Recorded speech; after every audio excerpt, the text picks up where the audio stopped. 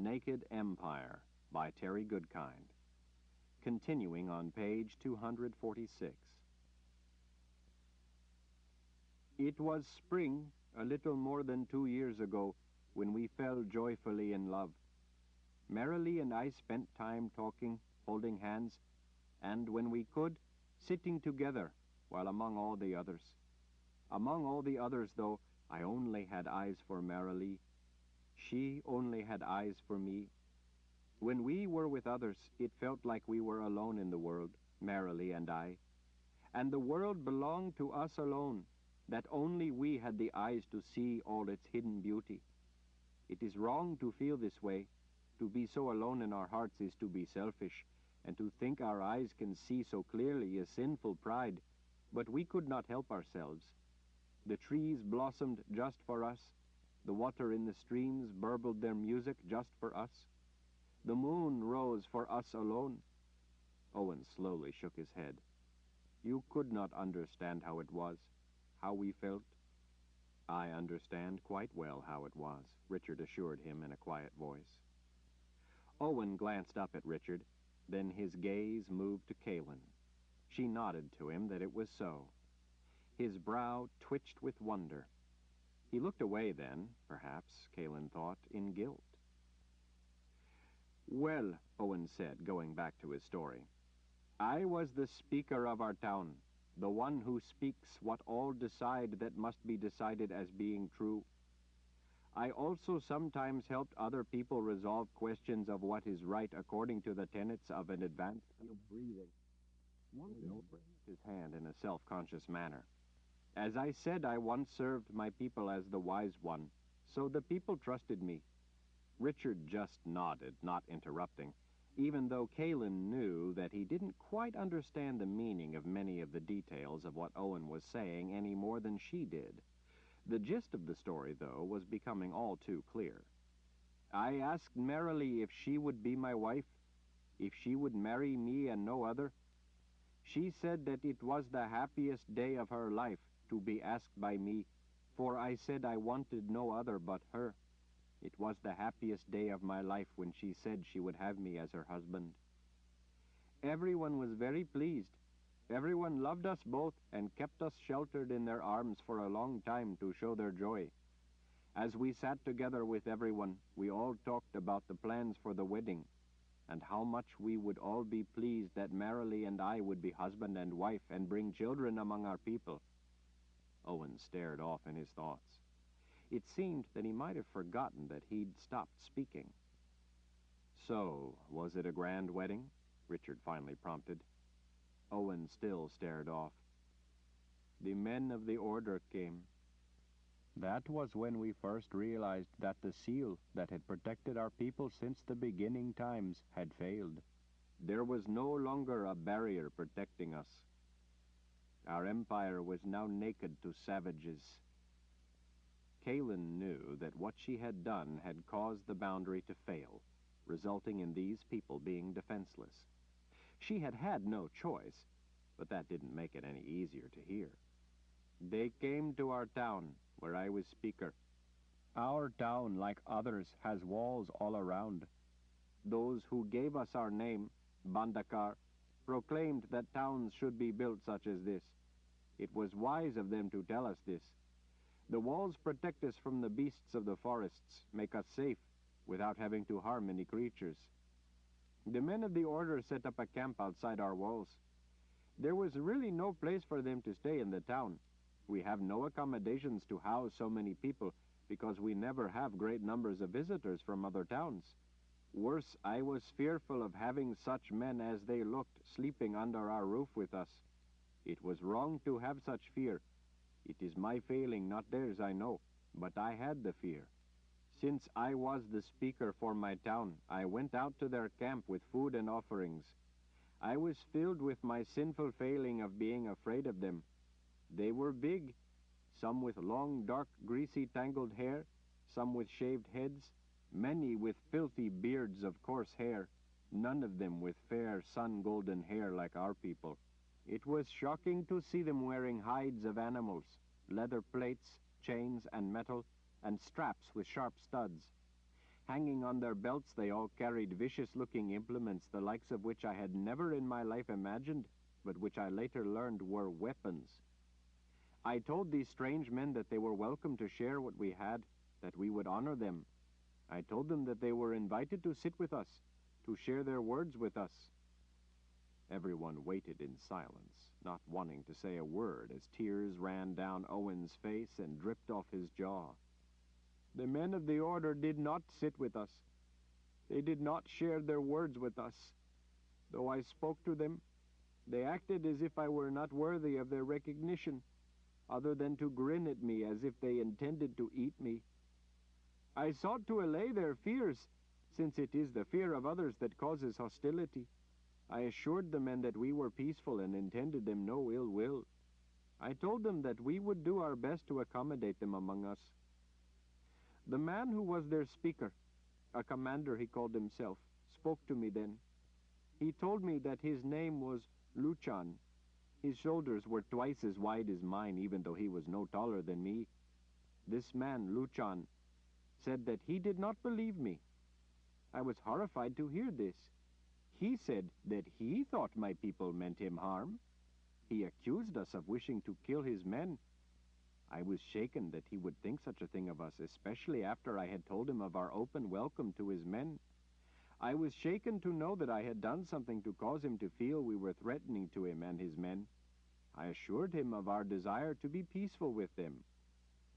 Luchan smiled at me then, not a smile of happiness, not a smile like I had ever seen before. He said that they were going to burn down our town and kill all the people in it to prevent us from attacking his men as they slept. I begged him to believe our peaceful ways, to sit with us and share his worries, and we would do what we needed to do to dispel such doubts and show him our love of him for being our fellow man. Luchan said then that he would not burn down our town and kill us all upon a condition, as he called it. He said that if I would surrender my woman to him as a token of my sincerity and goodwill, he would then believe our words. He said that if, on the other hand, I failed to send her out to him, what happened would be my fault, would be on my head for not cooperating with them, for not showing my sincerity and goodwill toward them. I went back to hear the words of my people. Everyone agreed and said that I must do this, that I must send merrily out to the men of the order, so that they would not burn down our town and murder everyone. I asked them not to decide so quickly and offered the idea that we could close the gates in the wall to keep the men from coming in and harming us. My people said that men such as these would find a way to break the wall, and then they would murder everyone for shutting our gates and shaming them with our bigotry toward them. The people all spoke up loudly that I must show the man Luchan goodwill and our peaceful intent, that I must allay his fears of us. I never felt so alone among my people. I could not go against the word of everyone, for it is taught that only the voices of people joined together in one voice can be wise enough to know the true way. No one person can know what is right. Only consensus can make a thing right. My knees trembled as I stood before Marilee. I heard myself ask if she wished me to do as the men wanted, as our people wanted. I told her that I would run away with her if she would wish it. She wept as she said that she would not hear such sinful talk from me, for it would mean the death of everyone else. She said that she must go to the men of the order to appease them, or there would be violence. She told me that she would tell them of our peaceful ways, and thus gentle them toward us. I was proud of Marilee for upholding the highest values of our people. I wanted to die for being proud of such a thing as would take her from me. I kissed Marilee a last time, but I could not stop my tears. I held her in my arms, and we wept together. Then I took her out to the man who was their commander, Luchan. He had a thick black beard, a shaved head, and a ring through one ear and one nostril. He said that I had made a wise choice. His sun-darkened arms were nearly as big around as Marilee's waist. His big, filthy hand took Merrily by her arm and bore her away with him as he turned back and told me to scurry back to my town, to my people. His men laughed at me as they watched me go back up the road. The men of the order left my town and my people alone. We had peace I had purchased with Merrily. I had no peace in my heart. For a time the men of the order were gone from our town. They returned then one afternoon and called for me to come out. I asked Luchan about Merrily, if she was well, if she was happy. Luchan turned his head and spat, then said he didn't know, that he never asked her. I was worried and asked if she spoke with him of our peaceful ways, assured him of our innocent intent toward him.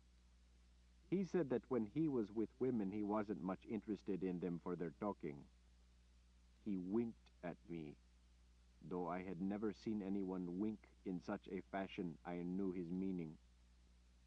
I was very frightened for Merrily, but I reminded myself that nothing is real, that I could not really know anything from what I was hearing. I was only hearing what this one man said of things, as he saw them, and I knew that I was only sensing part of the world. I could not know reality from my eyes and ears alone. Luchan said then that I should open the town gates, lest they think we were acting in a hostile way toward them. Luchan said that if we failed to do as he asked, it would begin a cycle of violence. I went back and spoke his words to all the people gathered around me. My people all spoke in one voice and said that we must open the gates and invite them in to prove that we held no hostility, no prejudice toward the men. The men of the order came in through those gates we let stand wide for them and seized nearly all the women, from those still the age of girls to grandmothers. I stood with the other men begging them to leave our women be, to leave us be. I told them that we had agreed to their demands to prove to them that we meant them no harm, but it did no good. They would not listen. I told Luchan then that I had sent Merrily to him as his condition for peace. I told him that they must honor their agreement. Luchan and his men laughed. I cannot say if what I saw then was real. Reality is in the realm of fate, and we in this place we think we know as the world cannot know it in full truth. That day, fate swept down on my people. We had no say in it. We know that we must not fight against fate, for it has already been foreordained by the true reality we cannot see. I watched as our women were dragged away. I watched, unable to do anything, as they screamed our names, as they reached out for us, as the hands of those big men held our women and bore them away from us. I had never heard such screams as I heard that day. The overcast seemed as if it would soon brush the tops of the trees. In the thick silence, Kalin heard a bird in the bristlecone pines singing. Owen was alone, off in his solitary world of terrible memories. Richard stood, arms folded, watching the man but saying nothing. I went to other towns, Owen finally said. In a couple of places the order had been there before me. The men of the order did much the same to those towns as they had done to my town. They took the women. In some places they also took a few men. In other places I went, the order had not come yet. As the speaker of my town, I told them of what had befallen my town, and I urged others to do something. They were angry with me and said it was wrong to resist, that to resist was to give in to violence, to become no better than the savages. They urged me to renounce my outspoken ways and to heed the wisdom of the joined voices of our people that had brought enlightenment and thousands of years of peace. They told me that I was only looking at events through my limited eyes and not the better judgment of the group. I went then to one of our important cities and told them again that the seal on the pass was broken and that the imperial order was upon us and that something must be done. I urged them to listen to me and to consider what we could do to protect our people. Because I was so inconsiderately assertive, the assembly of speakers took me to the wise one so that I might have his counsel. It is a great honor to have the words of the Wise One. The Wise One told me that I must forgive those who had done these things against my people if we were to end the violence. The Wise One said that the anger and hostility shown by the men of the order was a mark of their inner pain, a cry for help, and they must be shown compassion and understanding. I should have been humbled by such clear wisdom as could only come from the Wise One. But instead I spoke out of my wish for Merrilee and all the other people to be returned from such men, and for the speakers to help me in this. The Wise One said that Merrilee would find her own happiness without me, and that I was guilty of selfishness for wanting to keep her for myself. He said that fate had come for the other people, and it was not my place to make demands of fate. I asserted to the speakers and the Wise One that the men of the order had not upheld the agreement made by Luchan for Merrilee to be sent to them. The Wise One said that Merrilee had acted properly by going in peace to the men, so that the cycle of violence would end. He said that it was selfish and sinful for me to put my wants above peace she selflessly worked toward, and that my attitude toward them was probably what had provoked the men to anger. I asked what I was to do, when I had acted honestly, but they had not. The Wise One said that I was wrong to condemn men I did not know, men I had not first forgiven, or tried to embrace, or even to understand. He said that I must encourage them in the ways of peace by throwing myself before them and begging them to forgive me for acting in a way that kindled their inner pain by reminding them of past wrongs done to them. I told the Wise One then, in front of all the other speakers, that I did not want to forgive these men, or to embrace these men, but that I wanted to cast them out of our lives. I was given a denunciation. Richard handed Owen a cup of water, but said nothing. Owen sipped at the water without seeing it. The gathering of speakers commanded me to go back to my town, and seek the advice of those among whom I lived, commanding that I ask my people to counsel me back to our ways. I went back, intending to redeem myself, only to discover that it had become worse than before. Now the order had returned to take whatever they wanted from the town, food and goods. We would have given them whatever they wanted, but they never asked, they just took. More of our men had been taken away too, some of the boys, and some of those who were young and strong. Other men who had in some way offended the dignity of the men of the order had been murdered. People I knew stood staring with empty eyes at blood where our friends had died. In other such places, people gathered to mound remembrances over the blood. These places had become sacred shrines, and people knelt there to pray. The children would not stop crying. No one would counsel me. Everyone in my town trembled behind doors, but they cast their eyes down and opened those doors when the men of the order knocked, lest we offend them. I could not stand to be in our town any longer. I ran to the country, even though I was terrified that I would be alone. There in the hills I found other men, selfish as I, hiding in fear for their lives. Together, we decided to try to do something, to try to bring an end to the misery. We resolved to restore peace. At first, we sent representatives to speak with the men of the order, to let them know that we meant them no harm, and that we only sought peace with them, and to ask what we could do to satisfy them. The men of the order hung these men by their ankles from poles at the edge of our town and skinned them alive.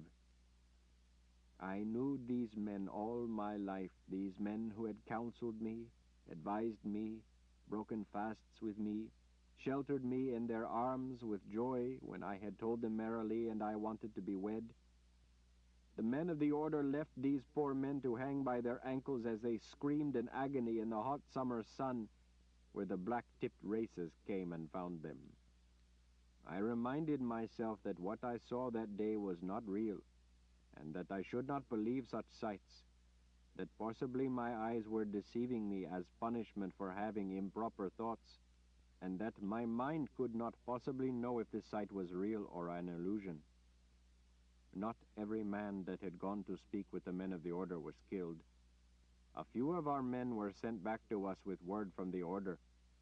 They said that if we did not come down out of the hills and return to their rule in our town, to show that we did not intend to attack them, then they would begin skinning 12 people a day and hanging them on poles for the races, unless either we returned to demonstrate our peaceful intent, or until every last person left in the town was skinned alive. Many of our men wept, unable to stand to think that they would be the cause of a cycle of violence, so they went back to the town to show that they intended no harm. Not all of us went back. A few of us remained in the hills. Since most returned and the order had no count of us, they thought all had complied with their command. Those few of us who were left in the hills hid, living off the nuts, fruits, and berries we could find, or the food we snuck back and stole. We slowly gathered together supplies to see us through. I told the other men with me that we should find out what the order was doing with our people they had taken away. Since the men of the order didn't know us, we could sometimes mingle in with people working the fields or tending to animals and sneak back into our town without the order knowing who we were, without knowing that we were men from the hills. Over the next months we followed and watched the men of the order. The children had been sent away, but the men of the order had taken all the women to a place they built, an encampment they called it, that they fortified against attack. Owen put his face in his hands again as he spoke through sobs. They were using our women as breeding stock. They sought to have them bear children, as many children as they could birth, children of their soldiers. Some women were already pregnant. Most of those who weren't already pregnant became pregnant.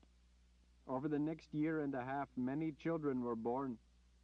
They were nursed for a time, and then they were all sent away as their mothers were gotten pregnant again. I don't know where these children were taken, somewhere beyond our empire. The men who had been taken from the towns were also taken away beyond our empire. The men of the order did not watch their captives well, since our people shunned violence, so a couple of men escaped and ran to the hills where they found us. They told us that the order had taken them to see the women, and told them that if they did not do as they were told, if they did not follow all the orders they were given, then all these women before them would die, that they would be skinned alive. These men who escaped did not know where they were to be taken, or what it was they were to do, only that if they did not follow the instructions given them, then they would be the cause of the violence to our women. After a year and a half of hiding, of meeting with others, we learned that the order had spread to other places in our empire, taken other towns and cities. The wise one and the speakers went into hiding. We discovered that some towns and cities had invited the order to come in, to be among them, in an attempt to appease them and keep them from doing harm. No matter how hard our people tried, their concessions failed to placate the belligerence of the men of the order. We could not understand why this was true. In some of the largest cities, though, it was different. The people there had listened to the speakers of the order and had come to believe that the cause of the imperial order was the same as our cause, to bring an end to abuse and injustice. The order convinced these people that they abhorred violence, that they had been enlightened as were our people, but they had to turn to violence to defeat those who would oppress us all. They said that they were champions of our people's cause of enlightenment. The people there rejoiced that they were at last in the hands of saviors who would spread our words of enlightenment to the savages who did not yet live by peace. Richard, a thunderstorm building, could hold his tongue no longer. And even after all the brutality, these people believed the words of the imperial order? Owen spread his hands. The people in those places were swayed by the words of the order, that they were fighting for the same ideals as we lived by. They told our people in those cities that they had only acted as they did because my town and some of the other places like it had sided with the savages from the north, with the Daharan Empire. I had heard this name before, the Daharan Empire. During the year and a half that I lived in the hills with the other men, I sometimes traveled out of our land, out into the surrounding places, to see what I could discover that might help us to cast the imperial order out of Bandakar. While I was out of my land, I went to some of the cities in the old world, as I learned it was called. In one place, Altur Rang, I heard whispers of a great man from the north, from the Daharan Empire, who brought freedom. Other of my men also went out to other places. When we returned, we all told each other what we had seen, what we had heard. All those who came back told of the same thing, told of hearing of one called Lord Ral, and his wife, the Mother Confessor, who fought the imperial order. Then we learned where the Wise One was being kept safe, as were most of our greatest speakers. It was in our greatest city, a place where the order had not yet come. The order was busy with other places, and so they were in no hurry. My people were going nowhere. They had nowhere to go. The men who were with me wanted to be their speaker, to go to talk with these great speakers, to convince them that we must do something to stop the imperial order and cast them out of Bandakar. I journeyed to the great city, a place I had never been before, and I was inspired at seeing a place that such a great culture as ours had built, a culture about to be destroyed. If I could not convince these great speakers and the Wise One to think of something to do to stop the order, I spoke before them with great urgency. I told them of all the order had done. I told them of the men I had in hiding, waiting for word of what they were to do.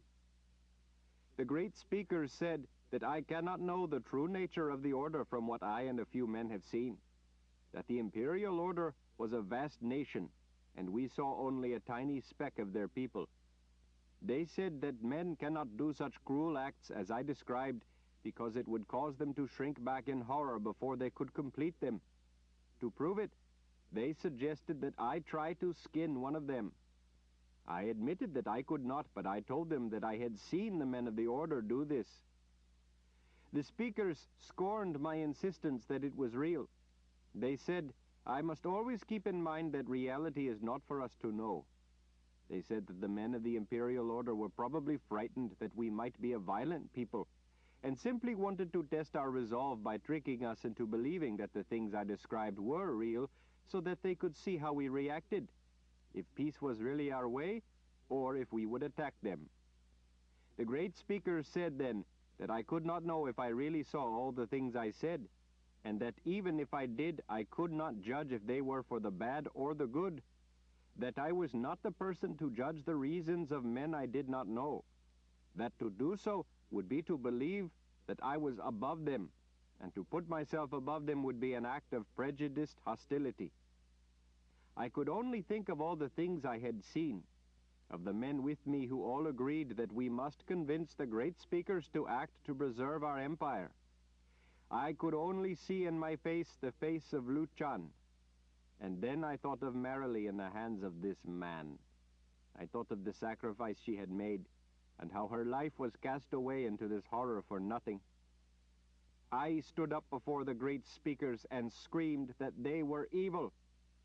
Kara snorted a laugh. Seems you can tell what's real when you put your mind to it. Richard shot her a withering glare. Owen glanced up and blinked. His thoughts had been so distant as he told his story that he hadn't really heard her. He looked up at Richard. That was when they banished me, he said. But the boundary seal had failed, Richard said. You had already come and gone through the pass. How could they enforce a banishment with the boundary down? Owen waved dismissively. They do not need the wall of death. Banishment is in a way a sentence of death, the death of the person as a citizen of Bandakar. My name would be known throughout the empire, at least what was left of it, and every person would shun me. I would be turned away from every door. I was one of the banished. No one would want to have any contact with me. I was now an outcast. It does not matter that they could not put me beyond the barrier. They put me beyond my people. That was worse. I went back to my men in the hills to collect my things and confess to them that I had been banished. I was going to go out beyond our homeland, as I had been commanded by the will of our people through our great speakers. But my men, those in the hills, they would not see me go. They said that the banishment was wrong. These men had seen the things I had seen. They had wives, mothers, daughters, sisters who had been taken away. They all had seen their friends murdered, seen the men skinned alive and left to suffer in agony as they died, seen the races come to circle over them as they hung on those poles. They said that since all our eyes had seen these things, then these things must be true, must be real. They all said that we had gone into the hills because we love our land and want to restore the peace we once had. They said that the great speakers were the ones whose eyes did not see, and they were condemning our people to murder at the hands of savage men, and those of our people who lived to a cruel life under the rule of the imperial order, to be used as breeding stock or as slaves. I was shocked that these men would not reject me for being banished, that they wanted me to stay with them. It was then that we decided that we would be the ones to do something, to come up with the plan we always wanted the speakers to decide. When I asked what would be our plan, everyone said the same thing. They all said that we must get Lord Raoul to come and give us freedom. They all spoke with one voice. We decided then what we would do. Some men said that one such as the Lord Raoul would come to cast out the order when we asked. Others thought you might not be willing, since you are unenlightened, and not of our ways, not of our people. When we considered that possibility, we decided that we must have a way to ensure you would have to come, should you refuse us. Since I was banished, I said that it was upon me to do this thing. Except to live in the hills with my men, I could have no life among our people unless we cast out the imperial order and our ways were restored to us. I told the men that I did not know where I could find the Lord Raoul, but that I would not give up until I did so. First, though, one of the men, an older man who had spent his life working with herbs and cures, made me the poison I put into your water skin. He made me the antidote as well. He told me how the poison worked, and how it could be counteracted, since none of us wished to consider that it would come to murder even of an unenlightened man. By the sidelong look Richard gave her, Kaelin knew that he wanted her to hold her tongue, and knew that she was having difficulty doing so. She redoubled her effort. I was worried about how I would find you, Owen said to Richard, but I knew I had to. Before I could go in search of you, though, I had to hide the rest of the antidote, as was our plan. While in a city where the order had won the people to their side, I heard some people at a market say that it was a great honor that the very man who had come to their city was the most important man among all those of the imperial order in Bandakar. The thought struck me that this man might know something of the man the order hated most, Lord Raoul. I stayed in the city for several days, watching the place where this man was said to be. I watched the soldiers come and go. I saw that they sometimes took people in with them, and then later the people came back out.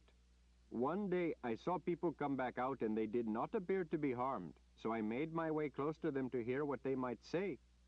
I heard them talk that they had seen the great man himself. I could not hear much of what they said of their visit inside, but none said that they were hurt. And then I saw the soldiers come out, and I suspected that they might be going to get more people to take them in to see this great man, so I went before them into a central gathering square. I waited then near the open aisles between the public benches. The soldiers rushed in and gathered up a small crowd of people, and I was swept up with the others. I was terrified of what would happen to me, but I thought this might be my only chance to go in the building with this important man. My only chance to see what he looked like, to see the place where he was, so I could know where to sneak back and listen, as I had learned to do when living in the hills with my men. I had resolved to do this to see if I could learn any information on Lord Raoul. Still I was trembling with worry when they took us all into the building and down halls and upstairs to the top floor. I feared that I was being led to the slaughter and wanted to run, but I thought then of my men back in the hills, depending on me to find the Lord Raoul and get him to come to Bandakar and give us freedom. We were taken through a heavy door into a dim room that filled me with fear because it stank of blood. The windows on two walls of the stark room were closed off by shutters. I saw that across the room there was a table with a broad bowl, and nearby a row of fat sharpened wooden stakes standing nearly as tall as my chest. They were stained dark with blood and gore. 2 women and a man with us fainted. Out of anger, the soldiers kicked them in the heads. When the people did not rise, the soldiers dragged them away by their arms. I saw blood trails smear along the floor behind them. I didn't want to have my head caved in by the boot of one of these gruesome men, so I resolved not to faint. A man swept into the room suddenly like a chill wind. I had not ever been afraid of any man, even Luchan, like I was afraid of this man. He was dressed in layer upon layer of cloth strips that flowed out behind as he moved. His jet black hair was swept back and smoothed with oils that made it glisten. His nose seemed to stick out even more than it would have had he not slicked back his hair. His small black eyes were rimmed in red. When those beady eyes fixed on me, I had to remind myself that I had vowed not to faint. He peered at each person in turn as he slowly walked past us, as if he were picking out a turnip for dinner. It was then, as his knobby fingers came out from his odd clothes to point in a waving manner at one person and then another, until he had pointed out 5 people, that I saw that his fingernails were all painted as black as his hair. His hand waved, dismissing the rest of us. The soldiers moved between the 5 people this man had pointed out and the rest of us. They started pushing us toward the door, but just then, before we could be ushered out, a commander with a nose that had been flattened to the side as if from being broken repeatedly came in and said that the messenger had arrived. The man with the black hair ran his black nails back through his black hair and told the commander to tell the messenger to wait, that by morning he would have the latest information. I was then led out and down the stairs along with the rest of the people. We were taken outside and told to go away, that our services wouldn't be needed. The soldiers laughed when they said this. I left with the others so as not to make the men angry. The people all whispered about having seen the great man himself. I could think only of what the latest information might be. Later, after dark, I sneaked back, and in the rear of the building I discovered, behind the gate through a high wooden fence, a narrow alleyway. In the dark, I entered the alley and hid myself inside a doorway entrance to the back hall of the building. There were passageways beyond, and in the candlelight I recognized one passage as the place I had been earlier. It was late, and there was no one in the halls. I moved deeper into the passageways. Rooms and recesses lined each side of the hall, but with the late hour no one came out. I sneaked up the stairs and crept to the big thick door to the room where I had been taken. It was there, in that dark hall before the big door, that I heard the most horrifying cries I have ever heard. People were begging and weeping for their lives, crying for mercy. One woman pleaded endlessly to be put to death to end her suffering. I thought I would vomit or faint, but one thought kept me still and hidden, kept me from running as fast as my legs would carry me. That was the thought that this was the fate of all my people if I did not help them by bringing Lord Raoul. I stayed there all night in the dark recess in a hall across from the big door, listening to those poor people in unimaginable agony. I don't know what the man was doing to them, but I thought I would die of sorrow for their slow suffering. The whole of the night, the moans of agony never ceased. I shivered in my hiding place, weeping, and told myself that it wasn't real, that I shouldn't be afraid of what was not real. I imagined the people's pain, but told myself that I was putting my imagination on top of my senses. The very thing I had been taught was wrong. I put my thoughts to Marilee, the times we had been together, and ignored the sounds that were not real. I could not know what was real, what these sounds really were. Early in the morning, the commander I had seen before returned. I peeked carefully out from my dark hiding place. The man with the black hair came to the door. I knew it was him because when his arm came out of the room to hand the man a scrolled paper, I saw his black fingernails. The man with the black hair said to the commander with the flattened, crooked nose, He called them Najari, that he had found them. That's what he said, them. Then he said, they've made it to the east edge of the wasteland and are now heading north. He told the man to give the messenger the orders right away. Najari said, shouldn't be long then, Nicholas, and you will have them, and we'll have the power to name our price. Chapter 25. Richard spun around. Nicholas? You heard him say that name? Owen blinked in surprise. Yes, I'm sure of it, he said Nicholas. Kaelin felt a weary hopelessness settle over her like the cold, wet mist. Richard gestured urgently. Go on. Well, I wasn't sure that they were talking about you, about the Lord Rahl and the Mother Confessor, when the commander said them, but by the grim excitement in their voices I had the impression that it was so. Their voices reminded me of the first time the order came, at the way Luchan smiled at me in a way I had never seen before, like he might eat me. I thought that this information was my best chance to find you, so I started out at once. Borne on a light gust, drizzle replaced the morning mist. Kaelin realized that she was shivering with the cold. Richard pointed at the man sitting on the ground not far away, the man with the notch in his right ear, the man Kaelin had touched. Some of the storm within Richard boiled to the surface. There is the man the orders from Nicholas were sent to. He brought with him those men you saw at our last camp. Had we not defended ourselves, had we put our own sincere hatred of violence above the nature of reality, we would be as lost as Maralee. Owen stared at the man. What is his name? I don't know, and it doesn't matter to me in the least. He fought for the Imperial Order, fought to uphold a view of all life, including his, as unimportant, interchangeable, expendable in the mindless pursuit of an ideal that holds individual lives as worthless in themselves, a tenet that demands sacrifice to others until you are nothing. He fights for the dream of everybody to be nobody and nothing. The beliefs of the Order hold that you had no right to love Maralee, that everyone is the same, and so your duty should be to marry someone who could best use your help. In that way, through selfless sacrifice, you would properly serve your fellow man. Despite how you struggle not to see what's before your eyes, Owen, I think somewhere beneath all your regurgitated teachings you know that that is the greatest horror brought by the Order. Not their brutality, but their ideas. It is their beliefs that sanction brutality, and yours that invite it. He didn't value his own life, who he was. Why should I care what his name was? I give him what was his greatest ambition, nothingness. When Richard saw Kaelin shivering in the cold drizzle, he withdrew his hot glare from Owen and retrieved her cloak from her pack in the wagon. With the utmost gentleness and care, he wrapped it around her shoulders. By the look on his face, he seemed to have had all he could take of listening to Owen.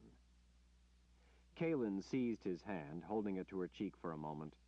There was some small good in the story they had heard from Owen. This means that the gift isn't killing you, Richard, she said in a confidential tone. It was the poison. She was relieved that they hadn't run out of time to get him help, as she had so feared on that brief eternal wagon ride when he'd been unconscious. I had the headaches before I ran into Owen. I still have the headaches. The sword's magic as well faltered before I was poisoned. But at least this now gives us more time to find the solutions to those problems. He ran his fingers back through his hair. I'm afraid we have worse problems now, and not the time you think. Worse problems? Richard nodded. You know the empire Owen comes from? Bandakar? Guess what Bandakar means? Kaelin glanced at Owen sitting hunched on the crate and all by himself. She shook her head as her gaze returned to Richard's gray eyes, troubled more by the suppressed rage in his voice than anything else. I don't know what. In High Daharan, it's a name. It means the banished. Remember from the book, The Pillars of Creation, when I was telling you what it said about how they decided to send all the pristinely ungifted people away to the old world? To banish them? Remember that I said no one ever knew what became of them? We just found out. The world is now naked before the people of the Bandakaran Empire. Kalen frowned. How can you know for certain that he is a descendant of those people? Look at him. He's blond and looks more like full-blooded Daharans than he does the people down here in the old world. More importantly, though, he's not affected by magic. But that could be just him. Richard leaned in closer. In a closed place like he comes from, a place shut off from the rest of the world for thousands of years, even one pillar of creation would have spread that ungifted trait throughout the entire population by now. But there wasn't just one. They were all ungifted. For that, they were banished to the old world. And in the old world, where they tried to establish a new life, they were again all collected and banished to that place beyond those mountains, a place they were told was for the Bandakar, the banished. How did the people in the old world find out about them? How did they keep them all together, without a single one surviving to spread their ungifted trait to the general population? And how did they manage to then put them all in that place, banish them? Good questions all, but right now not the important ones. Owen, Richard called as he turned back to the others. I want you to stay right there, please, while the rest of us decide what will be our single voice about what we must do. Owen brightened at a method of doing things with which he identified and felt comfortable. He didn't seem to detect, as did Kalen, the undercurrent of sarcasm in Richard's voice. You, Richard said to the man Kalen had touched, go sit beside him and see that he waits there with you. While the man scurried to do as he was told, Richard tilted his head in gesture to the rest of them, calling them away with him. We need to talk. Friedrich, Tom, Jensen, Kara, and Kalen followed Richard away from Owen and the man. Richard leaned back against the chafing rail of the wagon and folded his arms as they all gathered close around him. He took time to appraise each face looking at him. We have big problems, Richard began, and not just from the poison Owen gave me. Owen isn't gifted. He's like you, Jensen. Magic doesn't touch him. His gaze remained locked on Jensen's. The rest of his people are the same as he, as you. Jensen's jaw fell open in astonishment. She looked confused, as if unable to reconcile it all in her mind. Friedrich and Tom looked nearly as startled. Kara's brow drew down in a dark frown. Richard, Jensen finally said, that just can't be. There's too many of them. There's no way that they can all be half-brothers and sisters of ours. They aren't half-brothers and sisters, Richard said. They're a line of people descended from the house of Rahl, people like you. I don't have time right now to explain all of it to you, but remember how I told you that you would bear children who were like you, and they would pass that pristinely ungifted trait on to all future generations? Well, back a long time ago, there were people like that spreading into Hara. The people back then gathered up all these ungifted people and sent them to the old world. The people down here then sealed them away beyond those mountains there. The name of their empire, Bandakar, means the banished.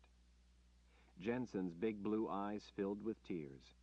She was one of those people so hated that they had been banished from the rest of the people in their own land and sent into exile. Kalen put an arm around her shoulders. Remember how you said that you felt alone in the world? Kalen smiled warmly. You don't have to feel alone anymore. There are people like you. Kalen didn't think her words seemed to help much, but Jensen welcomed the comfort of the embrace. Jensen abruptly looked back up at Richard. That can't be true. They had a boundary that kept them locked in that place.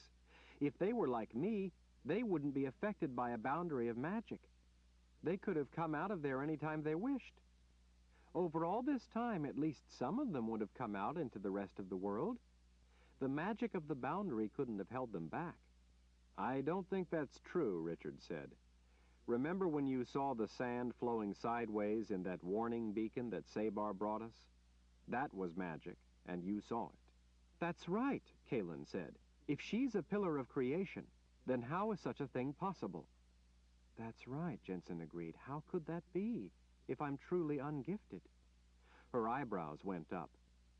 Richard, maybe it's not true after all. Maybe I have a bit of the spark of the gift.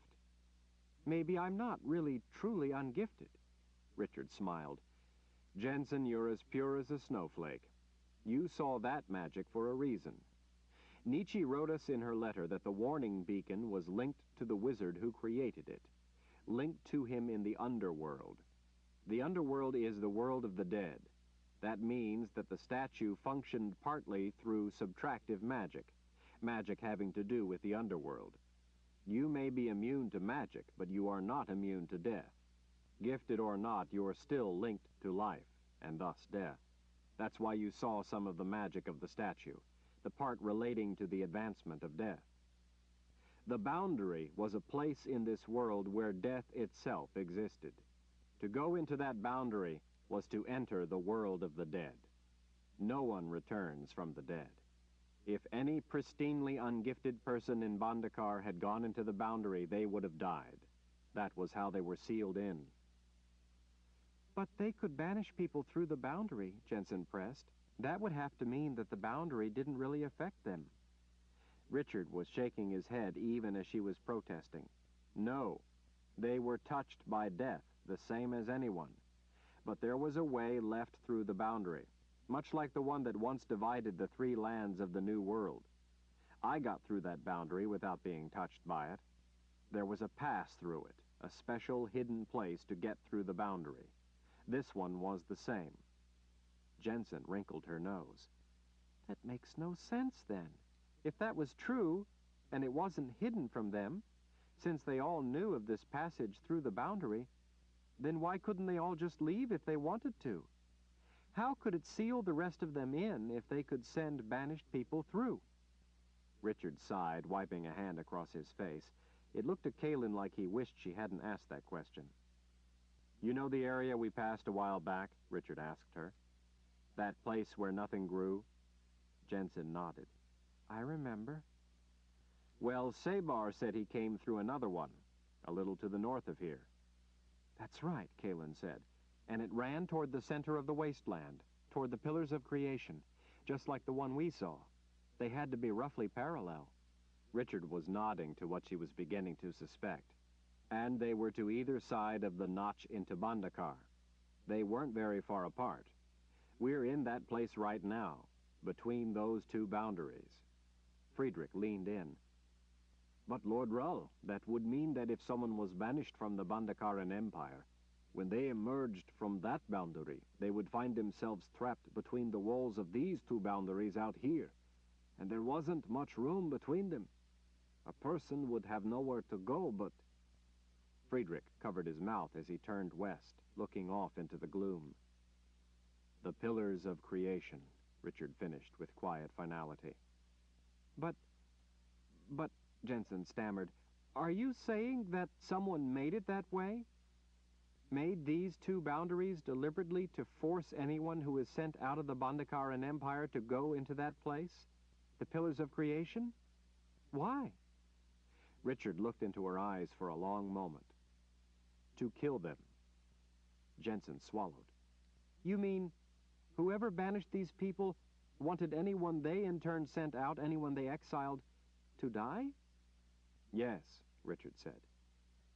Kalen pulled her cloak tighter around herself. It had been hot for so long she could hardly believe that the weather had so suddenly turned cold. Richard swiped a lock of wet hair back off his forehead as he went on. From what Addie told me once, boundaries have to have a pass to create balance on both sides, to equalize the life on both sides. I suspect that those down here in the old world who banished these people wanted to give them a way to get rid of criminals, and so told the people about the existence of the pass. But they didn't want such people to be loosed on the rest of the world. Criminals or not, they were ungifted. They couldn't be allowed to run free. Kalen immediately saw the problem with his theory. But all three boundaries would have had to have a pass, she said. Even if the other two passes in the remaining two boundaries were secret, that still left the possibility that anyone exiled and sent through the Notch might find one of them, and so not try to escape through the pillars of creation where they would die. That left the chance that they might still escape into the old world. If there really were three boundaries, such might be the case, Richard said. But I don't think there were three. I think there really was only one. Now you're not making any sense, Kara complained. You said there was the one going north and south blocking the pass, and then there were these two parallel ones out here going east and west to funnel anyone who came out of the Empire through that first boundary toward the pillars of creation where they would die. Kalen had to agree. It seemed that there might be a chance for someone to escape through one of the other two. I don't think there were three boundaries, Richard repeated. I think there was only one. That one boundary wasn't straight. It was bent in half. He held two fingers up side by side. The bottom of the bend went across the pass. He pointed at the web between the two fingers. The two legs extended out here, parallel, going off to where they ended at the pillars. Jensen could only ask, why? It seems to me, by how elaborate the whole design was, that the ones who sealed those people in wanted to give them a way to rid themselves of dangerous people, possibly knowing from what they had learned of their beliefs that they would balk at executing anyone. When these people were banished here to the old world, they may have already had at least the core of the same beliefs they hold now. Those beliefs leave them completely vulnerable to those who are evil. Protecting their way of life without executing criminals meant they had to cast such people out of their community or be destroyed by them. The banishment away from Dahara and the New World across the barrier into the Old World must have terrified them. They stuck together as a means of survival, a common bond. Those down here in the Old World who put them behind that boundary must have used those people's fear of persecution to convince them that the boundary was meant to protect them, to keep others from harming them. They must have convinced those people that since they were special, they needed such protection. That, along with their well-established need to stick together, had to have reinforced in them a terrible fear of being put out of their protected place. Banishment had a special terror to those people. They must have felt the anguish of being rejected by the rest of the peoples of the world because they were ungifted, but together as they were, they also felt safe behind the boundary. Now that the seal is off, we have big problems. Jensen folded her arms. Now that there's more than one of us, more than one snowflake, you're having worries about a snowstorm? Richard fixed her with a reproachful look. Why do you think the Order came in and took some of their people? Apparently, Jensen said, to breed more children like them. To breed precious magic out of the race of man. Richard ignored the heat in her words. No, I mean, why would they take men? Same reason, Jensen said, to mate with regular women and give them ungifted children. Richard drew in a patient breath and let it out slowly. What did Owen say? The men were taken to see the women and told that if they didn't follow orders, those women would be skinned alive. Jensen hesitated. What orders? Richard leaned toward her. What orders indeed? Think about it, he said, looking around at the rest of them. What orders? What would they want ungifted men for? What is it they would want ungifted men to do? Kalen gasped. The keep! Exactly. Richard's unsettling gaze met each of them in turn. Like I said, we have big problems. Zed is protecting the keep. With his ability and the magic of that place, he can no doubt single-handedly hold off Jagang's entire army. But how is that skinny old man going to resist even one young, ungifted man who is untouched by magic and comes up and grabs him by the throat? Jensen's hand came away from her mouth. You're right, Richard. Jagang, too, has that book, The Pillars of Creation. He knows how those like me aren't touched by magic. He tried to use me in that very way. That's why he worked so hard to convince me that you were trying to kill me, so that I would think my only chance was to kill you first. He knew I was ungifted and couldn't be stopped by magic." "And Jagang is from the old world," Richard added. "In all likelihood, he would have known something about the Empire beyond that boundary. For all we know, in the old world, Bandakar might be legendary, while those in the new world, beyond the Great Barrier for 3,000 years, would never have known what happened to those people. Now the Order has been taking men from there and threatening them with the brutal murder of their defenseless women. Women who are loved ones, if those men don't follow orders. I think those orders are to assault the Wizard's Keep and capture it for the Imperial Order." Kalen's legs shook. If the Keep fell, they would lose the one real advantage, however limited, they had. With the Keep in the hands of the Order, all those ancient and deadly things of magic would be available to Jagang. There was no telling what he might unleash. There were things in the Keep that could kill them all, Jagang included. He had already proven with the plague he'd unleashed that he was willing to kill any number to have his way, that he was willing to use any weapon, even if such weapons decimated his own people as well. Even if Jagang did nothing with the Keep, just him having control of it denied the Daharan Empire the possibility of finding something there that could help them. That was in addition to protecting the Keep. What Zed was doing while he was there, trying to find something that would help them win the war, or at least find a way to put the Imperial Order back behind a barrier of some kind and confine them to the old world.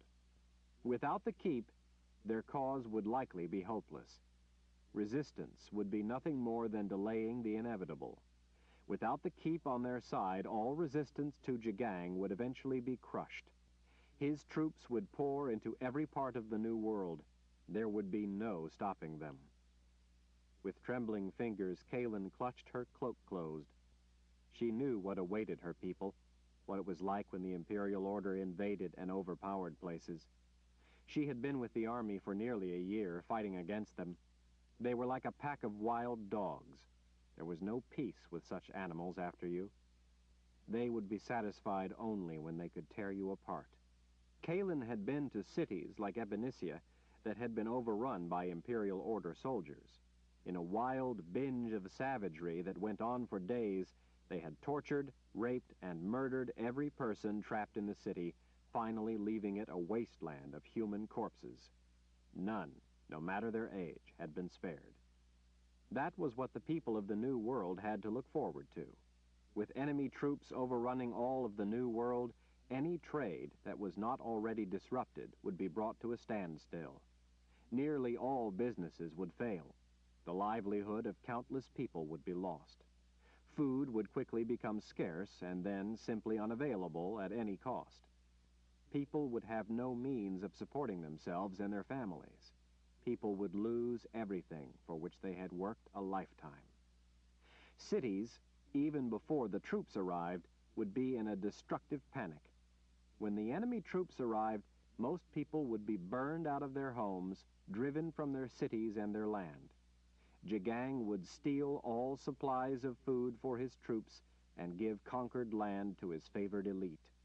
The true owners of that land would perish or become slaves working their own farms. Those who escaped before the invading horde would desperately cling to life, living like animals in wild areas. Most of the population would be in flight, running for their lives. Hundreds of thousands would be out in the elements without shelter. There would be little food and no ability to prepare for winter. When the weather turned harsh, they would perish in droves. As civilization crumbled and starvation became the norm, disease would sweep across the land, catching up those on the run. Families would collapse as those they depended on suffered agonizingly slow and painful deaths. Children and the weak would be alone, to be preyed upon as a source of food for the starving. Kalen knew what such widespread disease was like. She knew what it was to watch people dying by the thousands. She had seen it happen in Aidendrill when the plague was there. She saw scores stricken without warning. She had watched the old, the young, such good people, contract something they could not fight, watched them suffer in misery for days before they died. Richard had been stricken with that plague. Unlike everyone else, though, he had gotten it knowingly. Taking the plague deliberately had been the price to get back to her. He had traded his life just to be with her again before he died. That had been a time beyond horror. Kaelin knew firsthand savage desperation. It was then that she had taken the only chance available to her to save his life. It was then that she had loosed the chimes. That act had saved Richard's life. She hadn't known at the time that it would also be a catalyst that would set unforeseen events into motion. Because of her desperate act, the boundary to this empire had lost its power and failed. Because of her, all magic might eventually fail.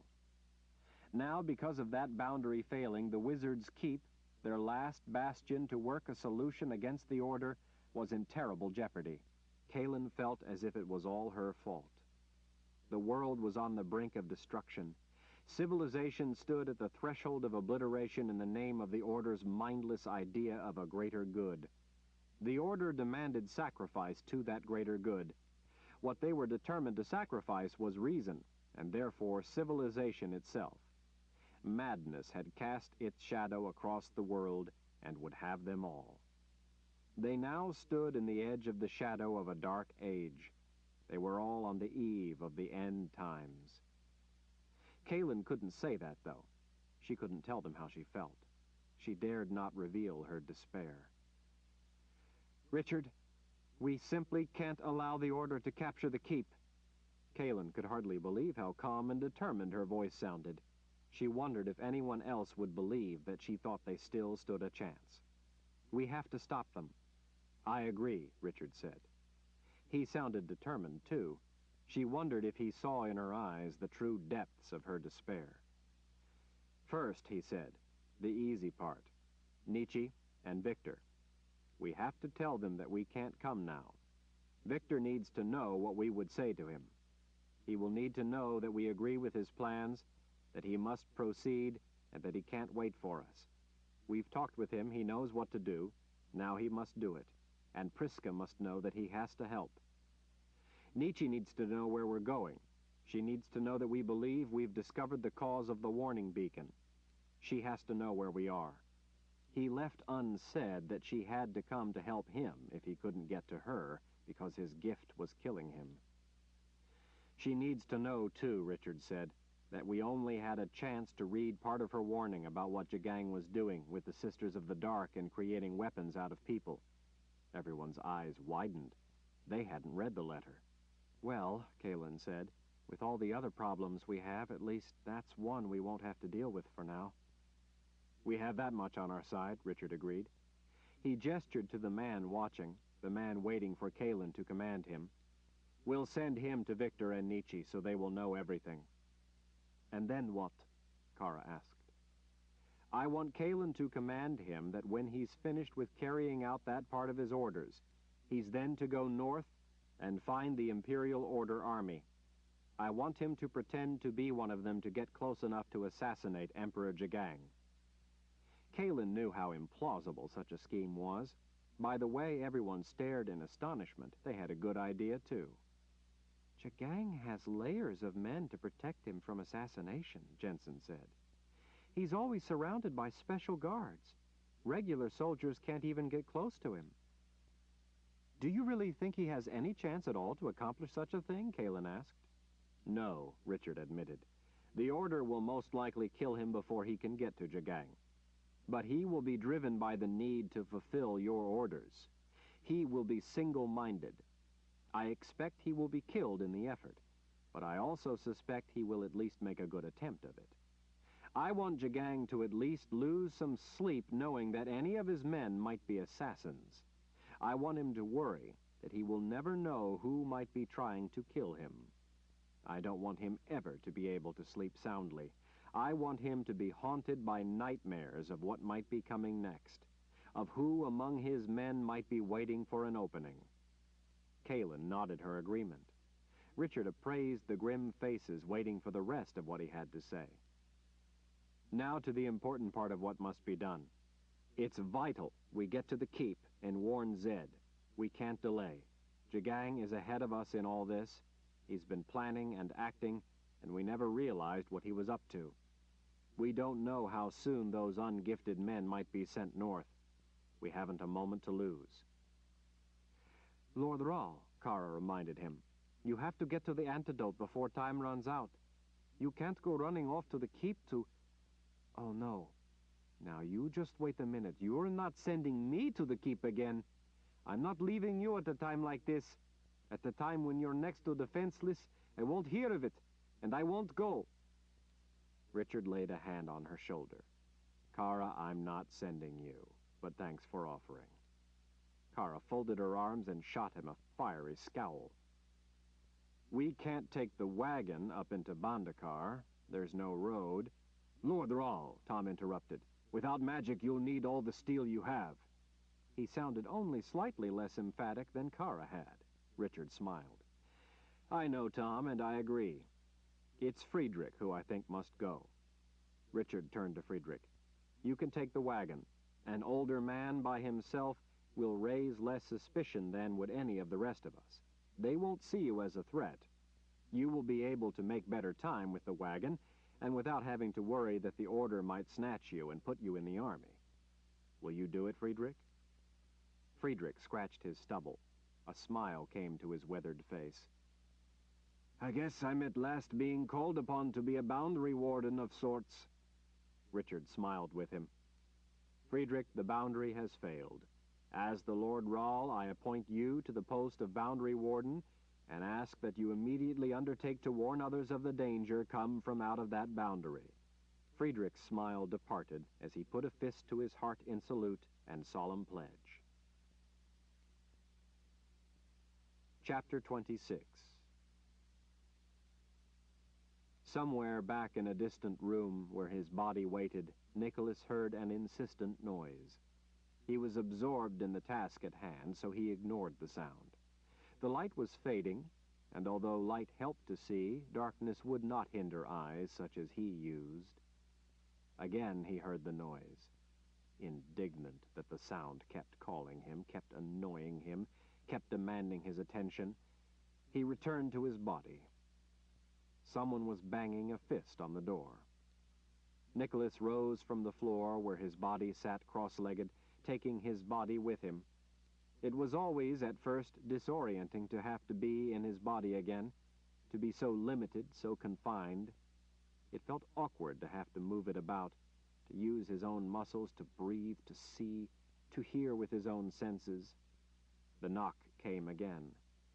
Irate at the interruption, Nicholas went not to the door but to the windows and threw the shutters closed. He cast a hand out, igniting the torch, and finally stalked to the door. Layered strips of cloth covering his robes flowed out behind like a heavy mantle of black feathers. "What is it?" He threw open the heavy door and peered out. Najari stood just outside in the hall, his weight on one foot, his thumbs hooked behind his belt. His muscular shoulders nearly touched the walls to each side. Nicholas saw then the huddled crowd behind the man. Najari's crooked nose, flattened to the left in some of the numerous brawls his temper got him into, cast an oddly shaped shadow across his cheek. Anyone unfortunate enough to find themselves in a brawl with Najari usually suffered far worse than a mere broken nose. Najari waggled a thumb over his shoulder. "You asked for some guests, Nicholas." Nicholas raked his nails back through his hair, feeling the silken smooth pleasure of oils gliding against his palm. He rolled his shoulders, roughing away his peak. Nicholas had been so absorbed in what he had been doing that he had forgotten that he had requested that Najari bring him some bodies. "Very good, Najari. Bring them in, then. Let's have a look at them." Nicholas watched as the commander led the gaggle of people into the flickering torchlight. Soldiers in the rear herded the stragglers through the door and into the large room. Heads swiveled around, looking at the strange, stark surroundings, at the wooden walls, the torches in brackets, the plank flooring, the lack of furniture other than a stout table. Noses twitched at the sharp smell of blood. Nicholas watched carefully as people spotted the sharpened stakes standing in a line along the wall to their right, stakes as thick as Najari's wrists. Nicholas studied the people, watching for the telltales of fear as they spread out along the wall beside the door. Eyes flitted about, worried, and at the same time eager to take it all in so they could report to their friends what they had seen inside. Nicholas knew that he was an object of great curiosity, a rare being, a slide. No one knew what his name meant. This day, some would learn. Nicholas glided past the undulating mob. They were a curious people, these odd, ungifted creatures, curious like mockingbirds, but not nearly so bold. Because they were without any spark whatsoever of the gift, Nicholas had to handle them in special ways in order for them to be of any use to him. It was a bother, but it had its rewards. Some necks craned in his wake, trying to better see the rare man. He ran his nails through his hair again just to feel the oils slide against his hand. As he leaned close to some of the people he passed, observing individuals in the gathering, one of the women before him closed her eyes, turning her face away. Nicholas lifted a hand toward her, flicking out a finger. He glanced to Najari to be sure he saw which one had been picked. Najari's gaze flicked from the woman up to Nicholas. He had noted the selection. A man, back against the wall, stood stiff, his eyes wide. Nicholas flicked a finger at him. Another man twisted his lips in an odd manner. Nicholas glanced down and saw that the man, in a state of wild fright, had wet himself. Nicholas's finger flitted out again. 3 selected. Nicholas walked on. A thin whine escaped the throat of a woman in the front, right before him. He smiled at her. She peered up, trembling, unable to take her wide-eyed gaze from him, from his red-rimmed black eyes, unable to halt the puling sound escaping her throat. She had never seen one so human, yet not. Nicholas tapped her shoulder with a long-nailed finger. He would reward her unspoken revulsion with service to a greater good. His. Jagang had sought to create something unusual for himself. A bauble of flesh and blood. A magical trinket crafted from a wizard. A lapdog with teeth. His Excellency had gotten what he wanted, and more. Oh, so much more. Nicholas would enjoy seeing how the Emperor liked having a puppet without strings, a specially crafted creation with a mind of its own, and talents to fulfill his wishes. A man at the rear against the wall appeared to be somewhat uninterested, as if impatient for the exhibition to be over so he could go back to his own affairs. While none of these people could be said to think of themselves as important individuals with consequential sway over any meaningful aspects of life in their empire, a few occasionally exhibited tendencies, even if inconsistent, toward self-interest. Nicholas flicked his finger for the 5th time. The man would soon have reason to be highly interested in the proceedings, and he would find that he was no better than anyone else. He would be going nowhere. At least, not in body. Everyone stared in silence as Nicholas chuckled alone at his own joke. His amusement ended, Nicholas tipped his head toward the door in a single nod. The soldiers jumped into action. "All right," Najari growled. "Move along! Move! Get going! Out, out, out!" The feet of the crowd shuffled urgently through the door as ordered.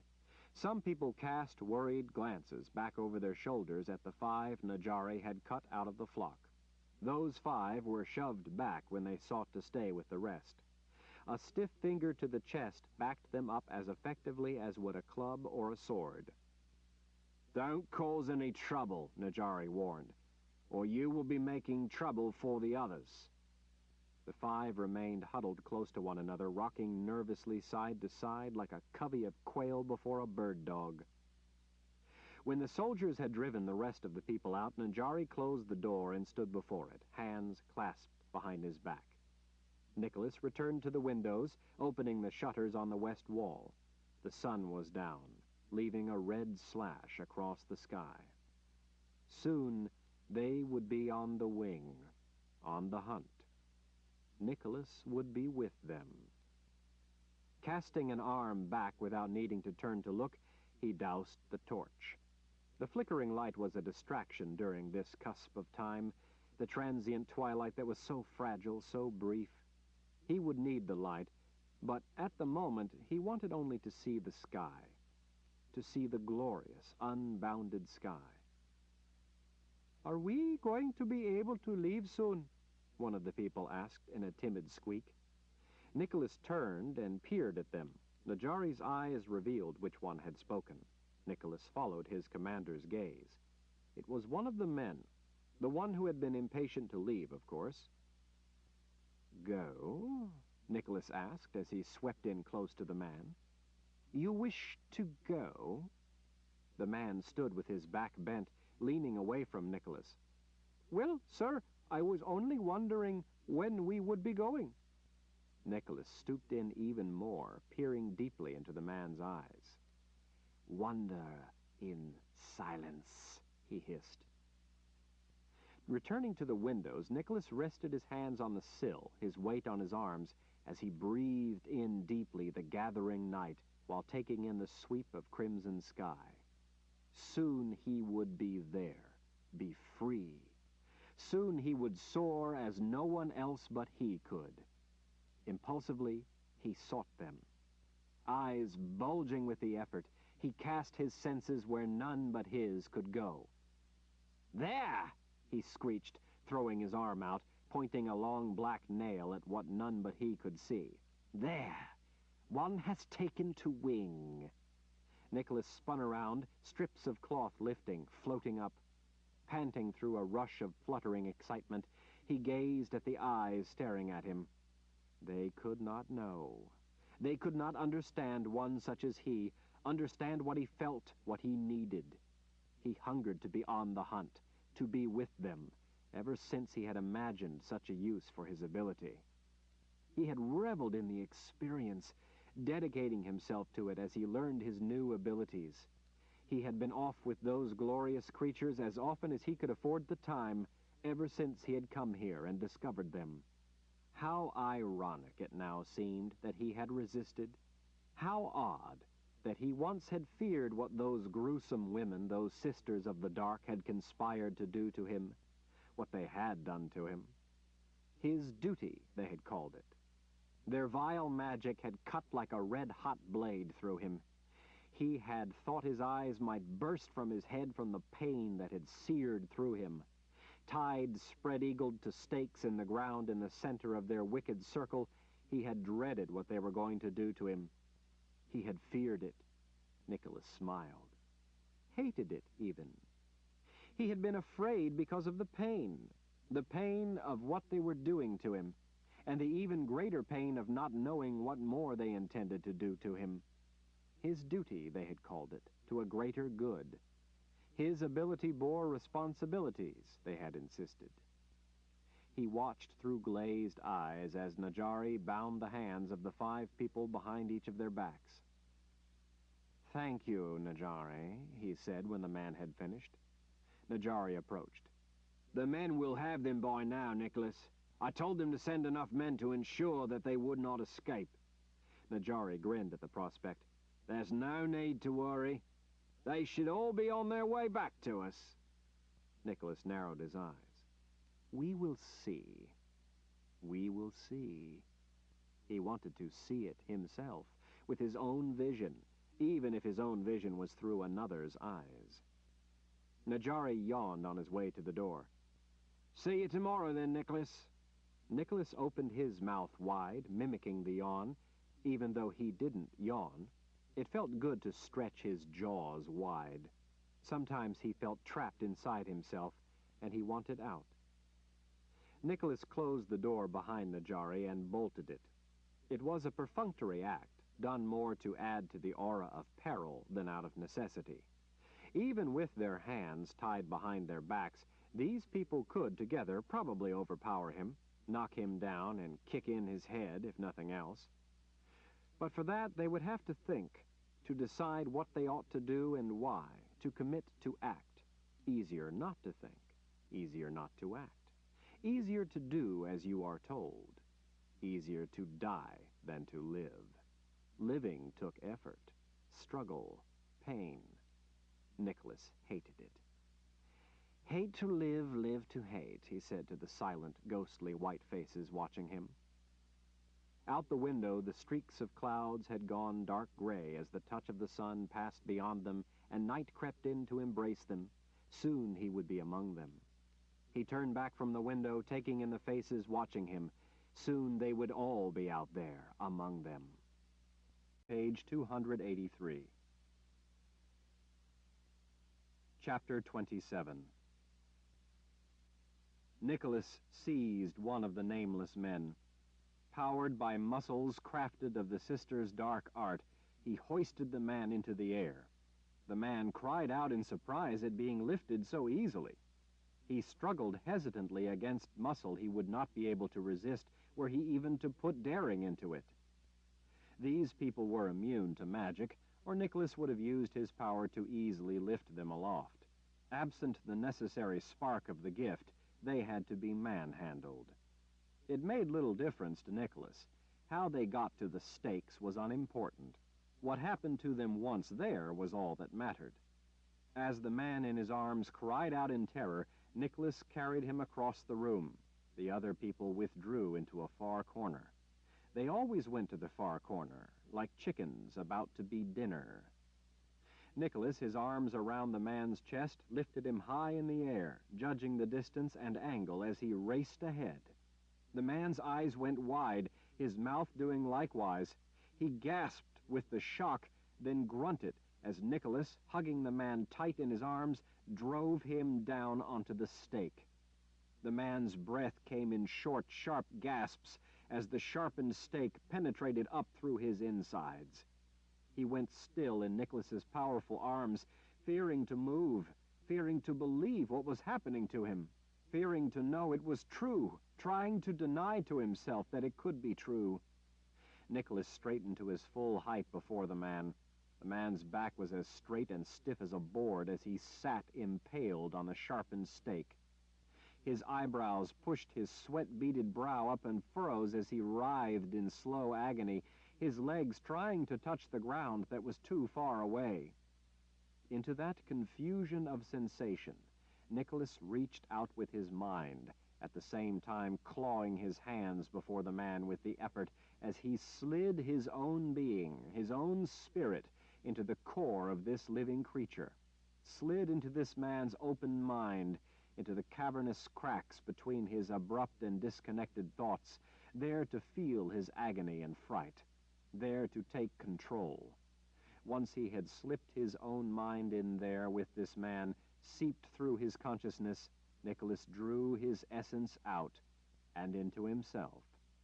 With a staggering confusion of destructive and creative power dealt by those women that day, Nicholas had been born into a new being, part him, and yet more. He had become what no man had ever been before, what others wished to make of him, what others wished him to be. What had been unleashed in him by those sisters, all linked in their ability to harness powers they could never have touched alone, and should never have invoked together, they instilled in him. They engendered in him powers few could ever have imagined, the power to slide into another living person's thoughts and withdraw their spirit. He drew his closed fists back toward his own abdomen with the effort of drawing with him the spirit of this man on the cusp of life and death, drew onward the marrow of this man's soul. Nicholas felt the slick heat of this other spirit slide into his, the hot rush of sensation at feeling himself filled with another spirit. Nicholas left the body there, impaled on the first stake, as he rushed to the windows, his head spinning with the first intoxicating wave of excitement at the journey only now just begun, at what was to come, at what power he would control. He opened his mouth wide again in a yawn that was not a yawn, but a call carrying more than just his silent voice. His eyes swam with wavering images. He gasped in the first scent of the forests out beyond where his intent had been cast. He rushed back and seized a woman. She begged as she wept, begged to be spared as he bore her to her stake. "But this is nothing," he told her, "nothing compared to what I have endured. Oh, you cannot imagine what I have endured." He had been staked naked to the ground in the center of a circle of those smug women. He had been nothing to them. He had not been a man, a wizard. He had been nothing but the raw material, the flesh and blood, innervated by the gift that they needed for what they wanted, that they used in yet another of their trials, all to be twisted by their tinkering at creation. He had the ability, so duty required he sacrifice it. Nicholas had been the first to live through their tests, not because they took care, not because they cared, but because they had learned what didn't work and so avoided their past errors. "Scream, my dear, scream all you want. It will help you no more than it helped me." "Why?" she screamed. "Why?" "Oh, but I must if I am to have your spirit to soar on the wings of my distant friends. You will go on a glorious journey, you and I." "Please," she wailed. "Dear Creator, no."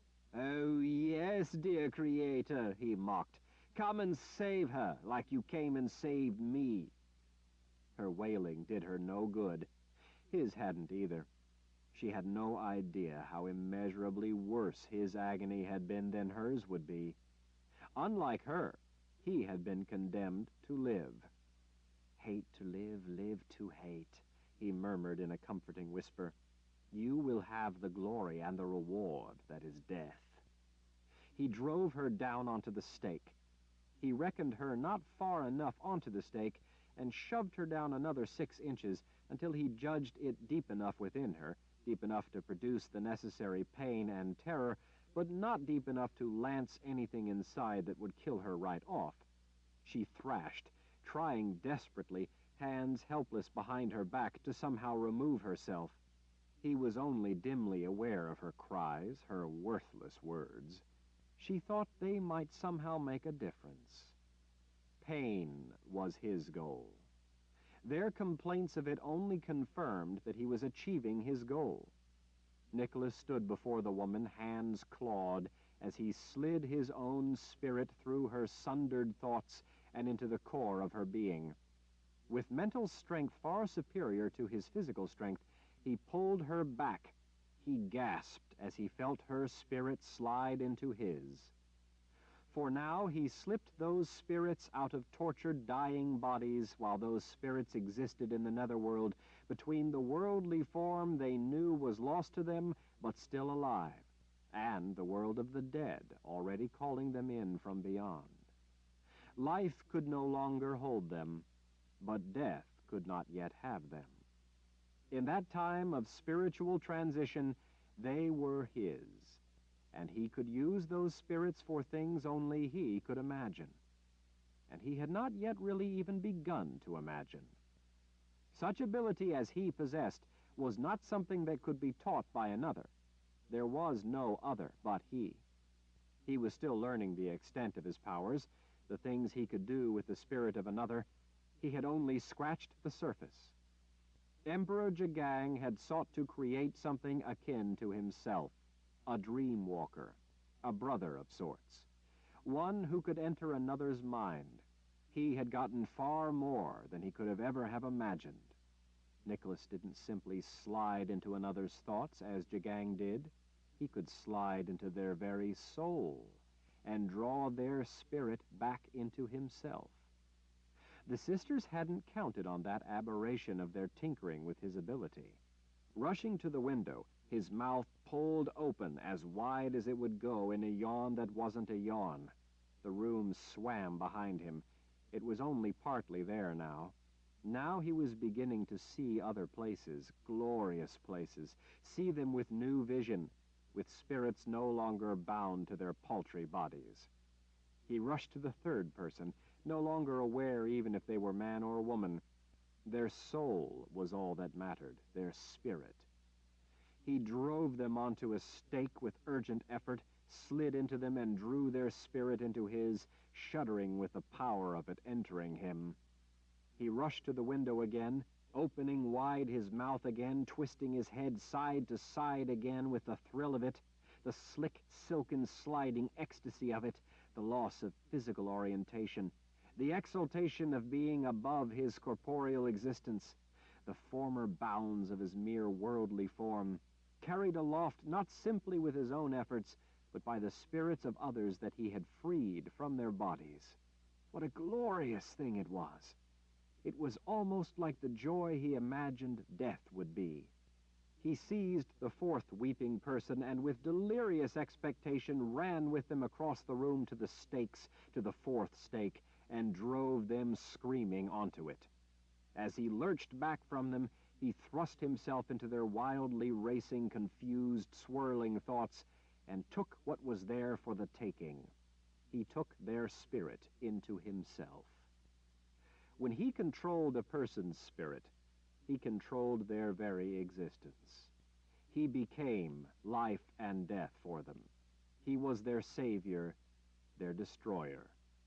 He was in many ways like those spirits he took, trapped in a worldly form, hating to live, to endure the pain and agony that was life, yet fearing to die, even while longing for the promise of its sweet embrace.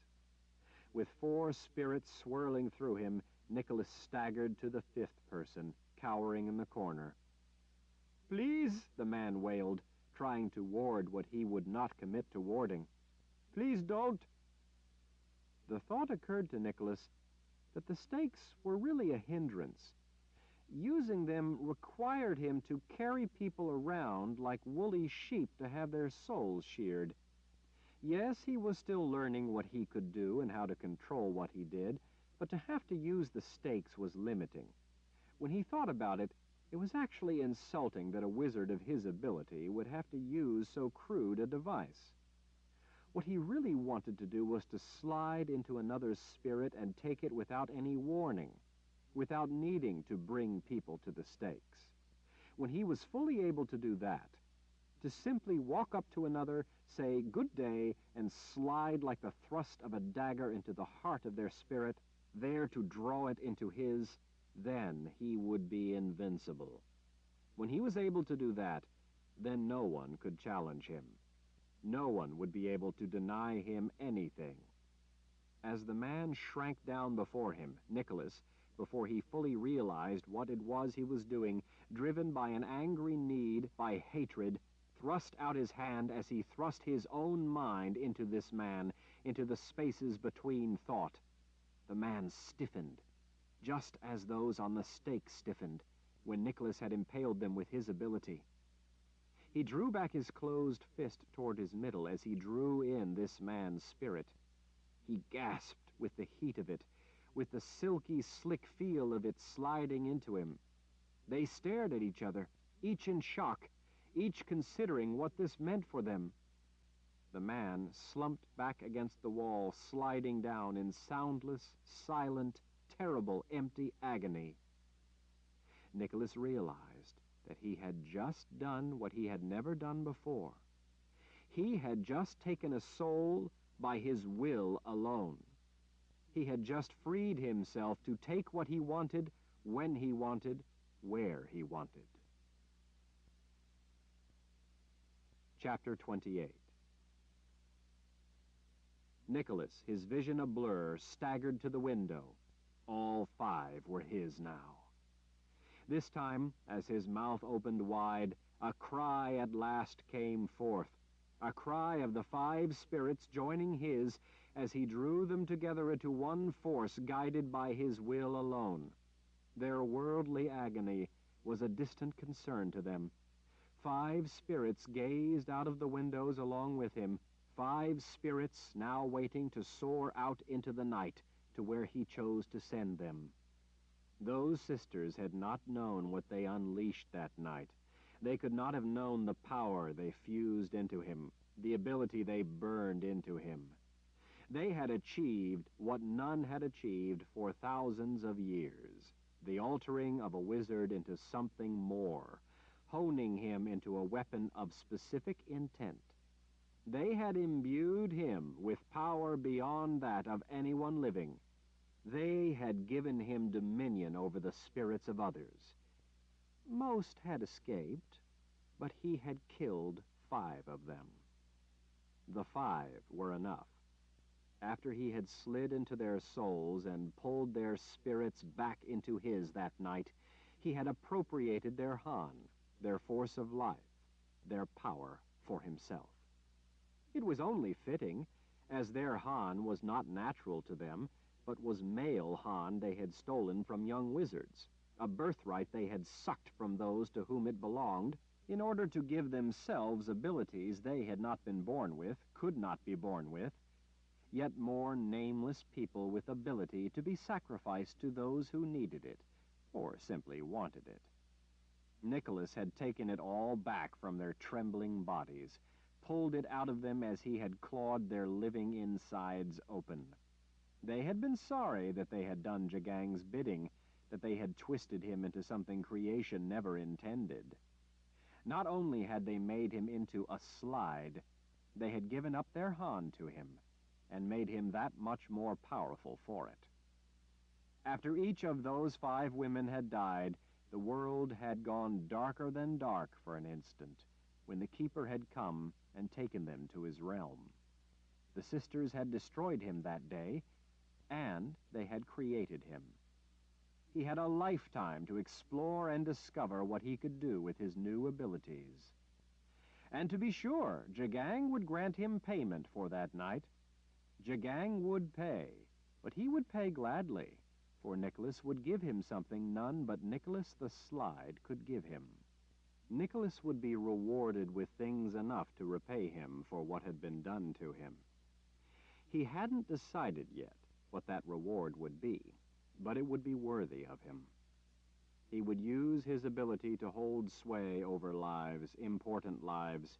He no longer needed to cart people to the stakes. He knew how to take what he wanted now. Now he knew how to slip into their minds at the time of his choosing and take their souls. He would trade those lives for what he would have in power, wealth, splendor. It would have to be something appropriate. He would be an emperor. It would have to be more than this petty empire of sheep, though. He would frolic in rule. He would have his every whim fulfilled once he was given dominion over something important. He hadn't decided just what yet. It was an important decision, what he would have as his reward. No need to rush it. It would come to him. He turned from the window, the 5 spirits swirling within his, soaring through him. It was time to use what he had pulled together. Time to get down to business, if he was to have what he wanted. He would get closer this time. He was frustrated from not being closer, from not seeing better. It was dark now. He would get closer this time under cover of the darkness. Nicholas took the broad bowl from the table and placed it on the floor before the 5 who still owned the spirits within him. They writhed in otherworldly agony, even the man not on a stake, an agony of both body and soul. Nicholas sat cross-legged on the floor before the bowl. Hands on his knees, he threw his head back, eyes closed, as he gathered the power within, the power created by those wicked women, those wonderful wicked women. They had considered him a pathetic wizard of little worth, except as flesh and blood and gift to toy with, a sacrifice to a greater need. When he had time, he would go after the rest of them. With a more immediate task at hand, Nicholas dismissed those sisters from his mind. Tonight, he would not merely watch through other eyes. Tonight, he would again go with the spirits he cast. Tonight, he would not merely watch through other eyes. Tonight, his spirit would travel to them. Nicholas opened his mouth as wide as it would go, his head rocking from side to side. The joined spirits within released a part of themselves into the bowl, whirling in a silken, silvery swirl lit with the soft glow of their link to the life behind him, placekeepers for their journey, a stitch in the world holding the knot in the thread of their travels. His spirit, too, let slip a small portion to remain with his body, to drift in the bowl with the others. Fragments of the 5 spirits revolved with the fragment of his, their light of life glowing softly in this safe place as he prepared to journey. He cast his own spirit away then, leaving behind the husk of a body sitting on the floor behind him as he fled out into the dark sky, borne on the wings of his invested power. No wizard before had ever been able to do as he, to leave his body and have his spirit soar to where his mind would send him. He raced through the night, fast as thought, to find what he hunted. He felt the rush of air flowing over feathers. As quick as that, he had raced away through the night and was with them, pulling the 5 spirits along with him. He summoned the dark forms into a circle with him, and, as they gathered around, cast the 5 spirits into them. His mouth was still open in a yawn that was not a yawn, that back in a room somewhere distant let forth a cry to match the 5. As they circled, he felt the rush of air beneath their wings, felt their feathers working the wind to direct them as effortlessly as his own thought directed not only his spirit, but the other 5 as well. He sent those 5 racing through the night to the place where he had sent the men. They raced over hills, turning to scan the open country, to look out over the barren land. The cloak of darkness felt cool, encasing him in obscure black night, obscure black feathers. He caught the scent of carrion, sharp, cloying, tantalizing, as the 5 spiraled down toward the ground. Through their eyes that saw in the darkness, Nicholas saw then the scene below, a place littered with the dead. Others of their kind had gathered to feed in a frenzy of ripping and gorging.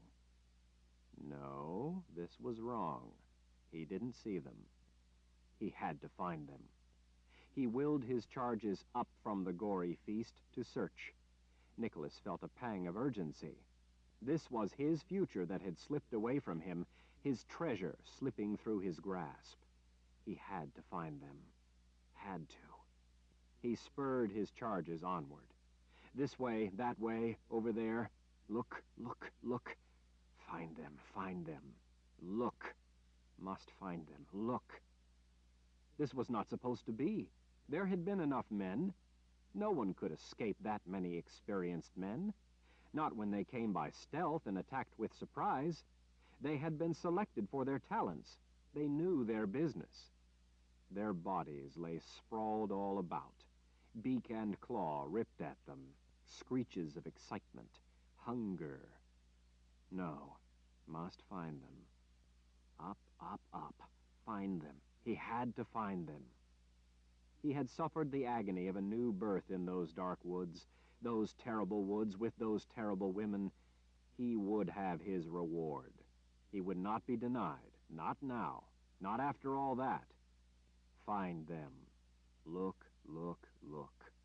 Find them. On powerful wings he soared into the night. With eyes that saw in the dark he searched. With creatures that could catch the scent of prey at great distance, he tried for a whiff of them. Through the night they went hunting. Hunting. There he saw their wagon. He recognized their wagon, their big horses. He had seen it before, seen them with it before.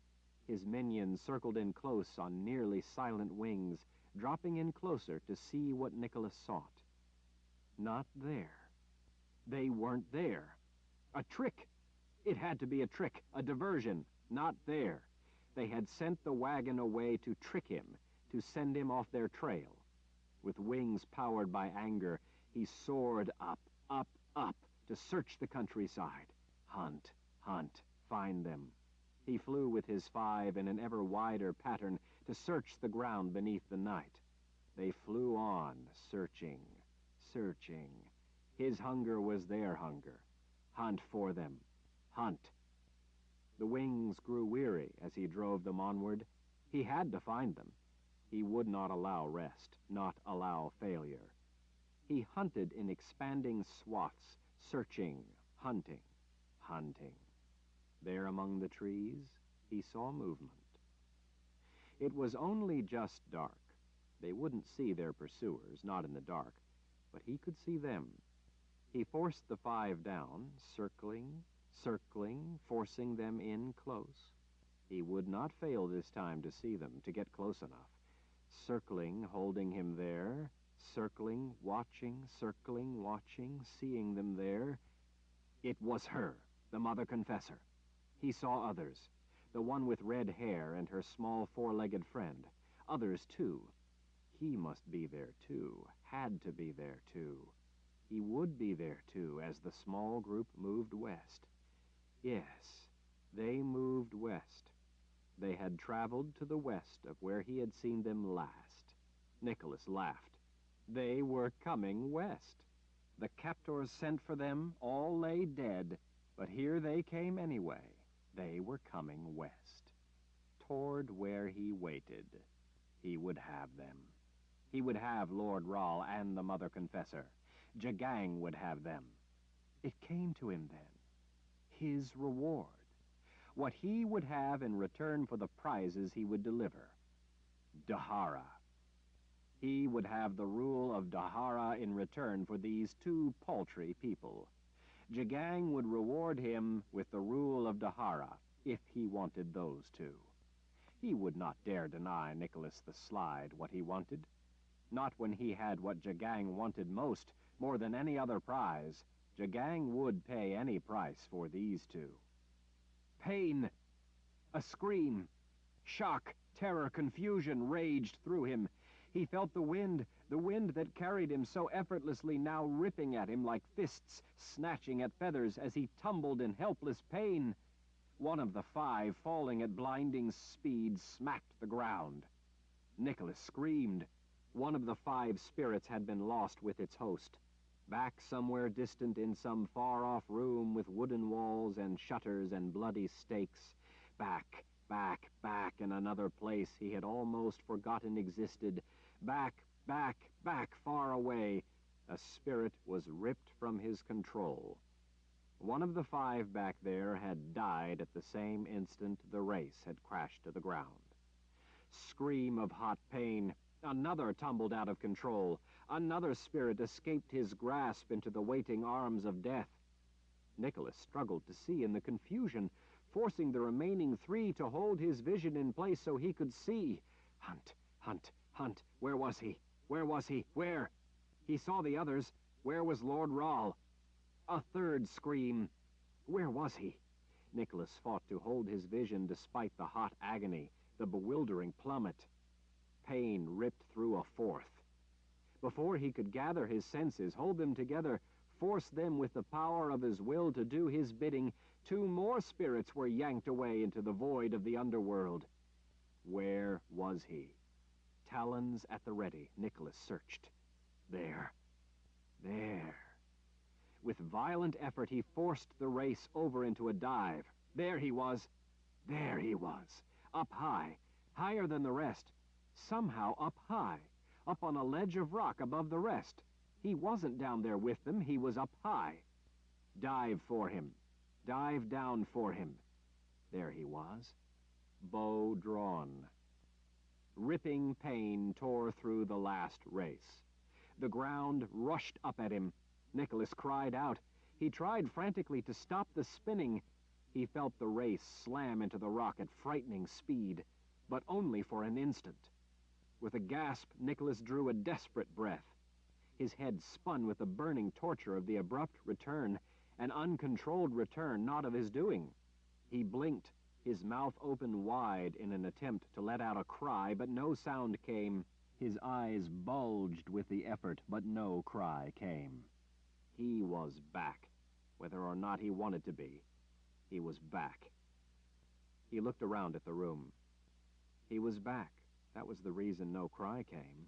No screech of a race joined his own. They were dead, all 5. Nicholas turned to the 4 impaled on stakes behind him. All 4 were slumped. The 5th man lay slouched in the far corner, all 5 limp and still, all 5 dead, their spirits gone. The room was as silent as a crypt. The bowl before him glowed only with the fragment of his own spirit. He drew it back in. He sat in the stillness for a long time, waiting for his head to stop spinning. It had been a shock to be in a creature as it was killed, to have a spirit of a person in him as they died, as 5 of them had died. It had been a surprise. Lord Rahl was a surprising man. Nicholas hadn't thought, back that first time, that he would be able to get all 5. He had thought it was luck. A second time was not luck. Lord Rahl was a surprising man. Nicholas could cast his spirit out again if he wanted, seek out new eyes, but his head hurt, and he didn't feel up to it. Besides, it didn't matter. Lord Rahl was coming west. He was coming to the great empire of Bondakar. Nicholas owned Bondakar. The people here revered him. Nicholas smiled. Lord Rahl was coming. He would be surprised at the kind of man he found when he arrived. Lord Rahl probably thought he knew all manner of men. He did not know Nicholas the Slide. Nicholas the Slide, who would be Emperor of Dahara when he gave Jagang the prizes he sought most, the dead body of Lord Rahl and the living body of the Mother Confessor. Jagang would have them both for himself, and in return, Nicholas would have their empire. Chapter 29. Anne heard the distant echo of footsteps coming down the long, empty, dark corridor outside the far door to her forgotten vault under the People's Palace, the seat of power in Dahara. She was no longer sure if it was day or night. She'd lost track of time as she sat in the silent darkness. She saved the lamp for times when they brought food, or the times she wrote to Verna in the journey book, or the times she felt so alone that she needed the company of a small flame, if nothing else. In this place, within this spell of a palace for those born Rahl, her power was so diminished that it was all she could do to light that lamp. She feared to use the little lamp too often and run out of oil. She didn't know if they would give her more. She didn't want to run out and only then find they would give her no more. She didn't want not to have at least the possibility of that small flame, that small gift of light. In the dark, she could do nothing but consider her life and all she had worked so hard to accomplish. For centuries, she had led the Sisters of the Light in their effort to see the Creator's light triumph in the world and see the keeper of the underworld kept where he belonged, in his own realm, the world of the dead. For centuries, she had waited in dread of the time that prophecy said was now upon them. For 500 years, she had waited for the birth of the one who had the chance to succeed in leading them in the struggle to see the Creator's gift, magic, survive against those who would cast that light out of the world. For 500 years, she had worked to ensure that he would have a chance to do what he must if he was to have a chance to stop the forces that would extinguish magic. Prophecy said that only Richard had the chance to preserve their cause, to keep the enemy from succeeding in casting a gray pall over mankind, the only one with a chance to prevent the gift from dying out. Prophecy did not say that he would prevail. Prophecy said only that Richard was the only one to have a chance to bring them victory. Without Richard, all hope was lost. That much was sure. For this reason, Anne had been devoted to him long before he was born, before he rose up to become their leader. Kaelin saw all of Anne's efforts as meddling, as tinkering with the lives of others. Kaelin believed that Anne's efforts were in fact the cause of the very thing she feared most.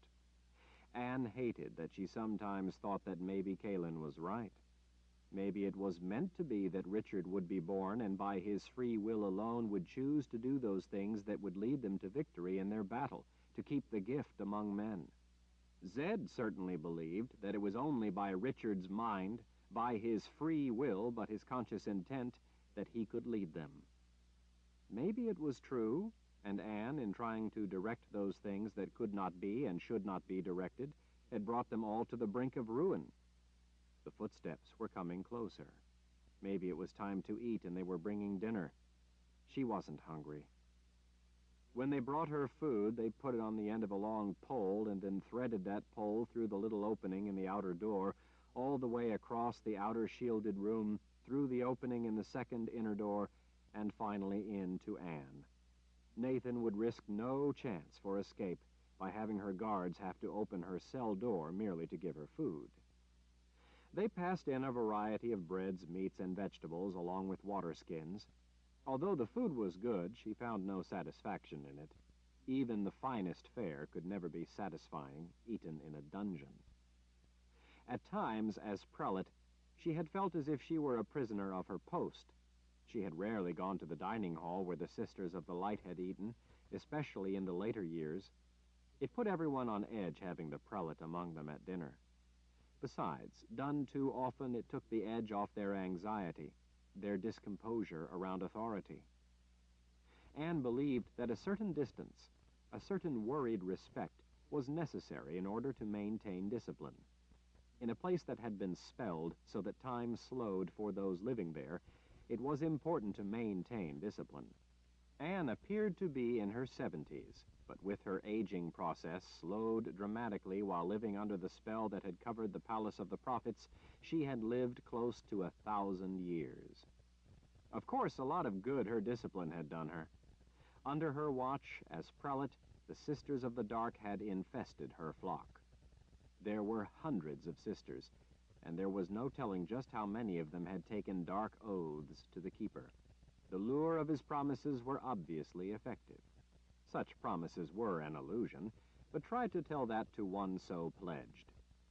Immortality was seductive to women who watched everyone they knew outside the palace grow old and die while they remained young. Sisters who had children saw those children sent out of the palace to be raised where they could have a normal life, saw those children grow old and die, saw their grandchildren grow old and die. To a woman who saw such things, saw the constant withering and death of those she knew, while she herself all the time seemed to remain young, attractive, and desirable, the offer of immortality grew increasingly tempting when her own petals began to wilt. Growing old was a final stage, the end of a life. Growing old in the palace of the prophets was a very long ordeal. Anne had been old for centuries. Being young for a very long time was a wonderful experience, but being old for a very long time was not. At least, it was not for some. For Anne, it was life itself that was wonderful, not so much her age and all she had learned. But not everyone felt that way.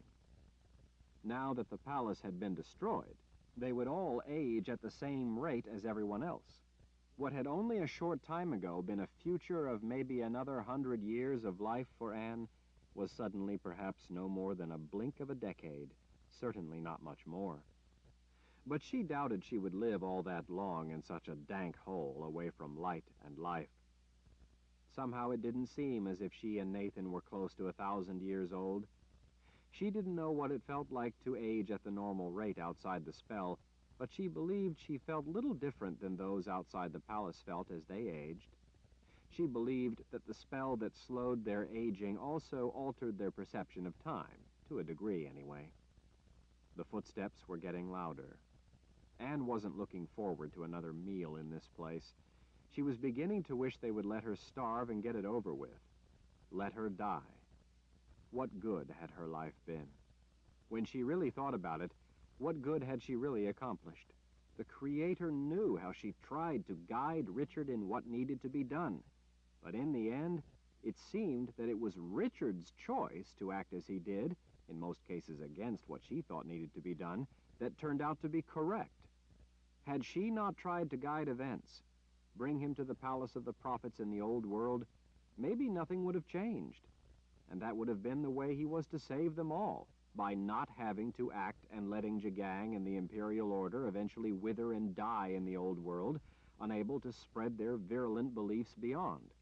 Maybe she'd brought it all to ruin with her efforts alone. She heard the door at the end of the passageway to her cell scrape open. She decided that she wouldn't eat. She wouldn't eat again until Nathan came to speak with her, as she had requested. Sometimes with the food they sent in wine. Nathan sent it in to vex her, she was sure of that. From his confinement in the palace of the prophets, Nathan had sometimes requested wine. Anne always saw the report when such a request was made. She declined every such request. Wizards were dangerous enough. Prophets, who were wizards with the talent of prophecy, were potentially vastly more dangerous, and drunken prophets were the most dangerous of all. Prophecy given out willy-nilly was an invitation to calamity. Even simple prophecy escaping the confines of the stone walls of the palace of the prophets had started wars. Nathan had sometimes requested the company of women. Anne hated those requests the most, because she sometimes granted them. She felt she had to. Nathan had little of life, confined as he was to his apartments, his only real crime being the nature of his birth, his abilities.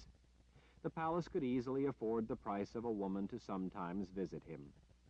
He made a mockery of that often enough, giving out prophecy that sent the woman fleeing before they could speak with her, before they could silence her. Those without the proper training were not meant to see prophecy. Prophecy was easily misinterpreted by those without an understanding of its intricacies. To divulge prophecy to the uninitiated was like casting fire into dry grass. Prophecy is not meant for the unenlightened. At the thought of the prophet being loose, Anne's stomach tightened into a knot. Even so, she had sometimes secretly taken Nathan out herself to go on important journeys with her, mostly journeys having to do with guiding some aspect of Richard's life, or, more accurately, trying to ensure that Richard would be born and have a life. Besides being trouble on 2 feet, Nathan was also a remarkable prophet, who did have a sincere interest in seeing their side triumph. After all, he saw in prophecy the alternative, and when Nathan saw prophecy, he saw it in all its terrible truth. Nathan always wore a radahan, a collar that enabled her or any sister to control him, so taking him on those journeys wasn't actually putting the world at risk of the man. He had to do as she said, go where she said. Whenever she had taken him out on a mission with her, he was not really free, since he wore a radahan and she could thus control him. Now, he was without a radahan. He was truly free. Anne didn't want any supper. She resolved to turn it away when they passed the pole in to her. Let Nathan fret that she might refuse food altogether and die while under his fickle control. Anne folded her arms. Let him have that on his conscience. That would bring the man down to see her. Anne heard the footsteps come to a halt outside the far door. Muffled voices drifted into her. Had she ready access to her Han, she would have been able to concentrate her hearing toward those voices and easily hear their words. She sighed. Even that ability was useless to her here in this place, under the power invoked by the spell form of the layout of the palace. It would hardly make sense to create such elaborate plans to curtail another's magic and allow them to hear secrets whispered inside the walls. The outer door squealed in protest as it was pulled open. This was new. No one had opened the outer door since the day they shut her in the place. Anne rushed to the door to her small room, to the faint square of light that was the opening in the iron door. She grabbed hold of the bars and pulled her face up close, trying to see who was out there, what they were doing. Light blinded her. She staggered back a few steps, rubbing her eyes. She was so used to the dark that the harsh lantern light felt as if it had burned her vision with blazing light. Anne backed away from the door when she heard a key clattering in the lock. The bolt threw back with a reverberating clang. The door grated open. Cool air, fresher than the stale air she was used to breathing, poured in. Yellow light flooded around the room as the lantern was thrust into the room at the end of an arm encased in red leather. Mord Sith. Chapter 30. Anne squinted in the harsh glare as the Mord Sith stepped over the sill and ducked in through the doorway into the room. Unaccustomed to the lantern light, Anne at first could only discern the red leather outfit and the blonde braid. She didn't like to contemplate why one of the Lord Ral's elite corps of torturers would be coming down to the dungeon to see her. She knew Richard. She could not imagine that he would allow such a practice to continue. But Richard wasn't there. Nathan seemed to be in charge. Squinting, Anne at last realized that it was the woman she had seen before, Nida. Nida, appraising Anne with a cool gaze, said nothing as she stepped to the side. Another person was following her in. A long leg wearing brown trousers stepped over the sill, followed by a bent torso folding through the opening. Rising up to full height, Anne saw with sudden surprise who it was. "Anne!" Nathan held his arms open wide as if expecting a hug. "How are you?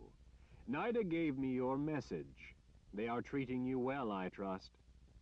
Anne stood her ground and scowled at the grinning face. "I'm still alive, no thanks to you, Nathan." She of course remembered how tall Nathan was, how broad were his shoulders. Now standing before her, the top of his full head of long gray hair nearly touching the stone chisel marks in the ceiling, he looked even taller than she remembered. His shoulders, filling up so much of the room, looked even broader. He wore high boots over his trousers and a ruffled white shirt beneath an open vest. An elegant green velvet cape was attached at his right shoulder. At his left hip, a sword in an elegant scabbard glimmered in the lamplight. His face, his handsome face, so expressive, so unlike any other, made Anne's heart feel buoyant. Nathan grinned as no one but a Ral could grin, a grin like joy and hunger and power all balled together. He looked like he needed to sweep a damsel into his powerful arms and kiss her without her permission. He waved a hand casually around at her accommodations. "But you are safe in here, my dear. No one can harm you while under our care. No one can bother you. You have fine food, even wine now and again. What more could you want?" Fists at her side, Anne stormed forward at a pace that brought the Mord Sith's Aegil up into her fist, even though she stayed where she was. Nathan held his ground, held his smile as he watched her come. "What more could I want?" Anne screamed. "What more could I want? I want to be let out. That's what more I could want." Nathan's small, knowing smile cut her to her core. "Indeed," he said, a single word of quiet indictment. Standing in the stony silence of the dungeon, she could only stare up at him, unable to bring forth an argument that he would not throw back at her. Anne turned to glare on the Mord Sith. "What message did you give him?" "Nida said that you wanted to see me," Nathan answered in her place. He spread his arms. "Here I am, as requested. What is it you wanted to see me about, my dear?" "Don't patronize me, Nathan. You know very well what I wanted to see you about. You know why I'm here in Dahara, why I've come to the People's Palace." Nathan clasped his hands behind his back. His smile had finally lost its usefulness. "Nida," he said, turning to the woman, "would you leave us alone for now, there's a good girl?" Nida appraised Anne with a brief glance. No more was needed. Anne was no threat to Nathan. He was a wizard. No doubt he had told her that he was the greatest wizard of all time, and was within the ancestral home of the House of Ral. He had no need to fear this one old sorceress. Not anymore, anyway. Nida gave Nathan a "if you need me, I'll be right outside" kind of look, before contorting her perfect limbs through the doorway with fluid grace, the way a cat went effortlessly through a hedge. Nathan stood in the center of the cell, hands still clasped behind his upright back, waiting for Anne to say something. Anne went to her pack, sitting on the far end of the stone bench that had been her bed, her table, her chair. She flipped back the flap and reached inside, feeling around. Her fingers found the cold metal of the object she sought. Anne drew it out and stood over it, her shadow hiding it. Finally, she turned. "Nathan, I have something for you." She lifted out a Radahan she had intended to put around his neck. Right then she didn't quite know how she had thought she could accomplish such a feat. She would have, though, had she put her mind to it. She was Annalena Aldurin, prelate of the Sisters of the Light. Or at least she once had been. She had given that job to Verna before feigning her and Nathan's death. "You want me to put that collar around my neck?" Nathan asked in a calm voice. "That's what you expect?" Anne shook her head. "No, Nathan. I want to give this to you. I've been doing a lot of thinking while I've been down here, thinking about how I'd probably never leave my place of confinement." "What a coincidence," Nathan said. "I used to spend a great deal of time thinking that very same thought." "Yes," Anne said, nodding. "I expect you did." She handed him the Radahan. "Here, take this. I never want to see one of these again. While I did what I thought best, I hated every minute of it, Nathan. I hated to do it to you, especially. I've come to think that my life has been a misguided mess. I'm sorry I ever put you behind those shields and kept you a prisoner. If I could live my life over again, I'd not do it the same way. I expect no leniency. I showed you none." "No," Nathan said, "you didn't."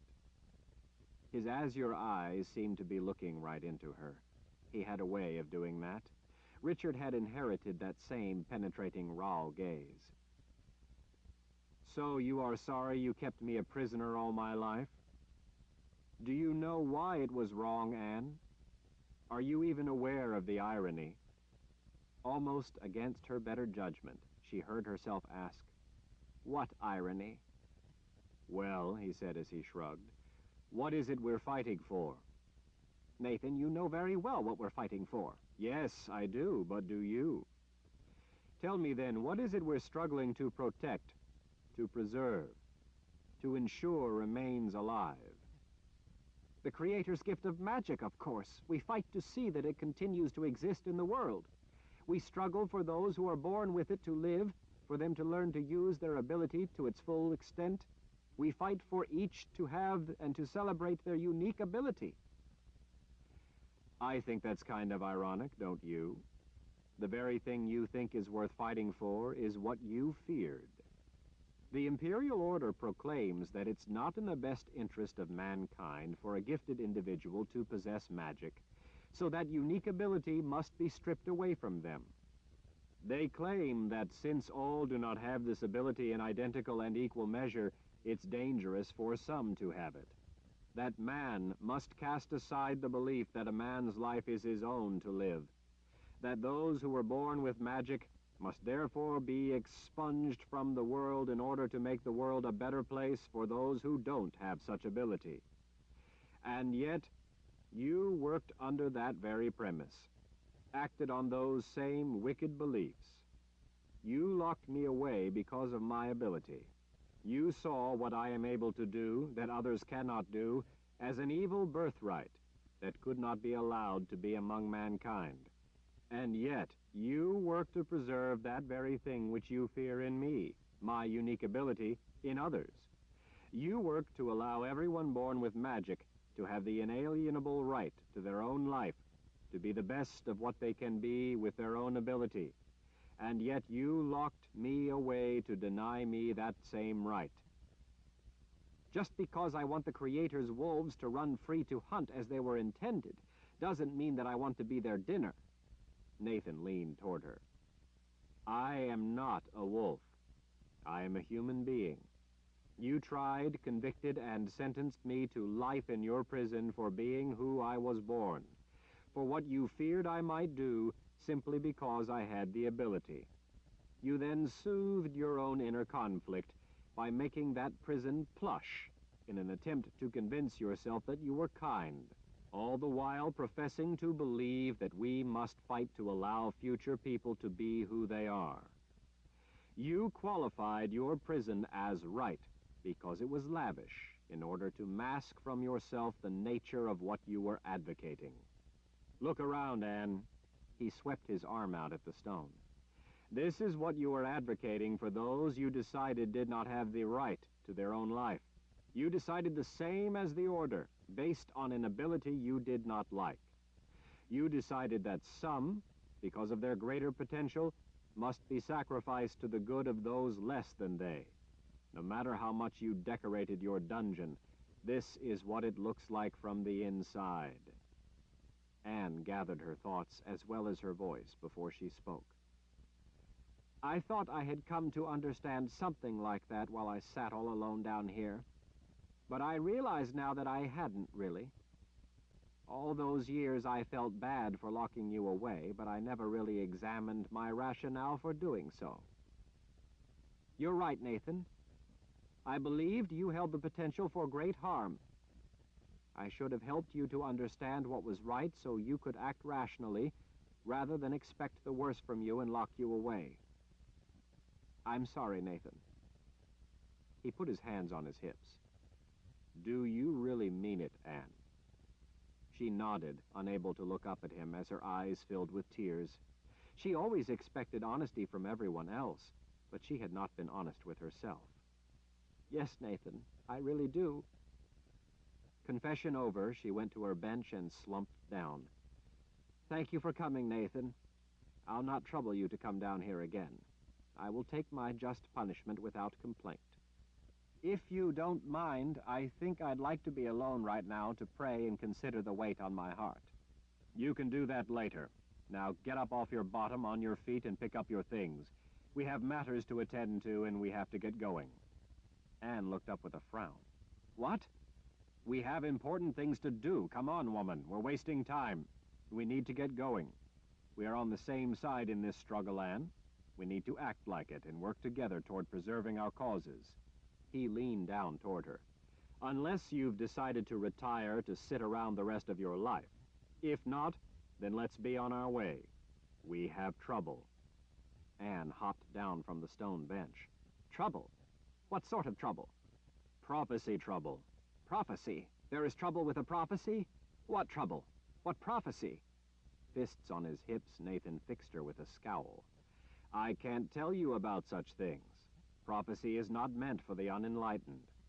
Anne pursed her lips, about to launch into scolding him up one side and down the other, when she caught the smile working at the edges of his mouth. It caught her up in a smile of her own. What's happened? She asked, in the tone of voice friends used when they had decided that past wrongs were recognized and matters now set on a correct path. Anne, you'll not believe it when I tell you, Nathan complained. It's that boy again. Richard? What other boy do you know who can get in the kind of trouble only Richard can get into? Well, I no longer think of Richard as a boy. Nathan sighed. I suppose not, but it's hard when you're my age to think of one so young as a man. He is a man, Anne assured him. Yes, I guess he is, Nathan grinned. And he's a Rawl. What sort of trouble has Richard gotten himself into this time? Nathan's good humor evaporated. He's walked off the edge of prophecy. Anne screwed up her face. What are you talking about? What's he done? I'm telling you, Anne, that boy has walked right off the edge of prophecy itself. Walked right off into a place in prophecy where prophecy itself doesn't exist. Anne recognized that Nathan was sincerely troubled, but he was making no sense. In part, that was why some people were afraid of him. He often gave people the impression he was talking gibberish when he was talking about things that no one but he could even understand. Sometimes no one but a prophet could truly understand completely what he grasped. With his eyes, the eyes of a prophet, he could see things that no one else could. She had spent a lifetime working with prophecy, though, and so she could understand, perhaps better than most, at least some of his mind, some of what he could grasp. How can you know of such a prophecy, Nathan, if it doesn't exist? I don't understand. Explain it to me. There are libraries here at the People's Palace that contain some valuable books of prophecy that I've never had a chance to see before. While I had reason to suspect that such prophecies might exist, I was never certain they actually did, or what they might say. I've been studying them since I've been here, and I've come across links to other known prophecy we had down in the vaults at the Palace of the Prophets. These prophecies here fill in some important gaps in those we already know about. Most importantly, I found an altogether new branch of prophecy I've never seen before that explains why and how I've been blind to some of what's been going on. From studying the forks and inversions off of this branch, I've discovered that Richard has taken a series of links that follow down a particular pathway of prophecy that leads to oblivion, to something that, as far as I can tell, doesn't even exist. One hand on a hip, the other tracing invisible lines in the air, Nathan paced the small room as he talked. This new link alludes to things I've never seen before. Branches that I've always known must be there, but were missing. These branches are exceedingly dangerous prophecies that have been kept here in secret.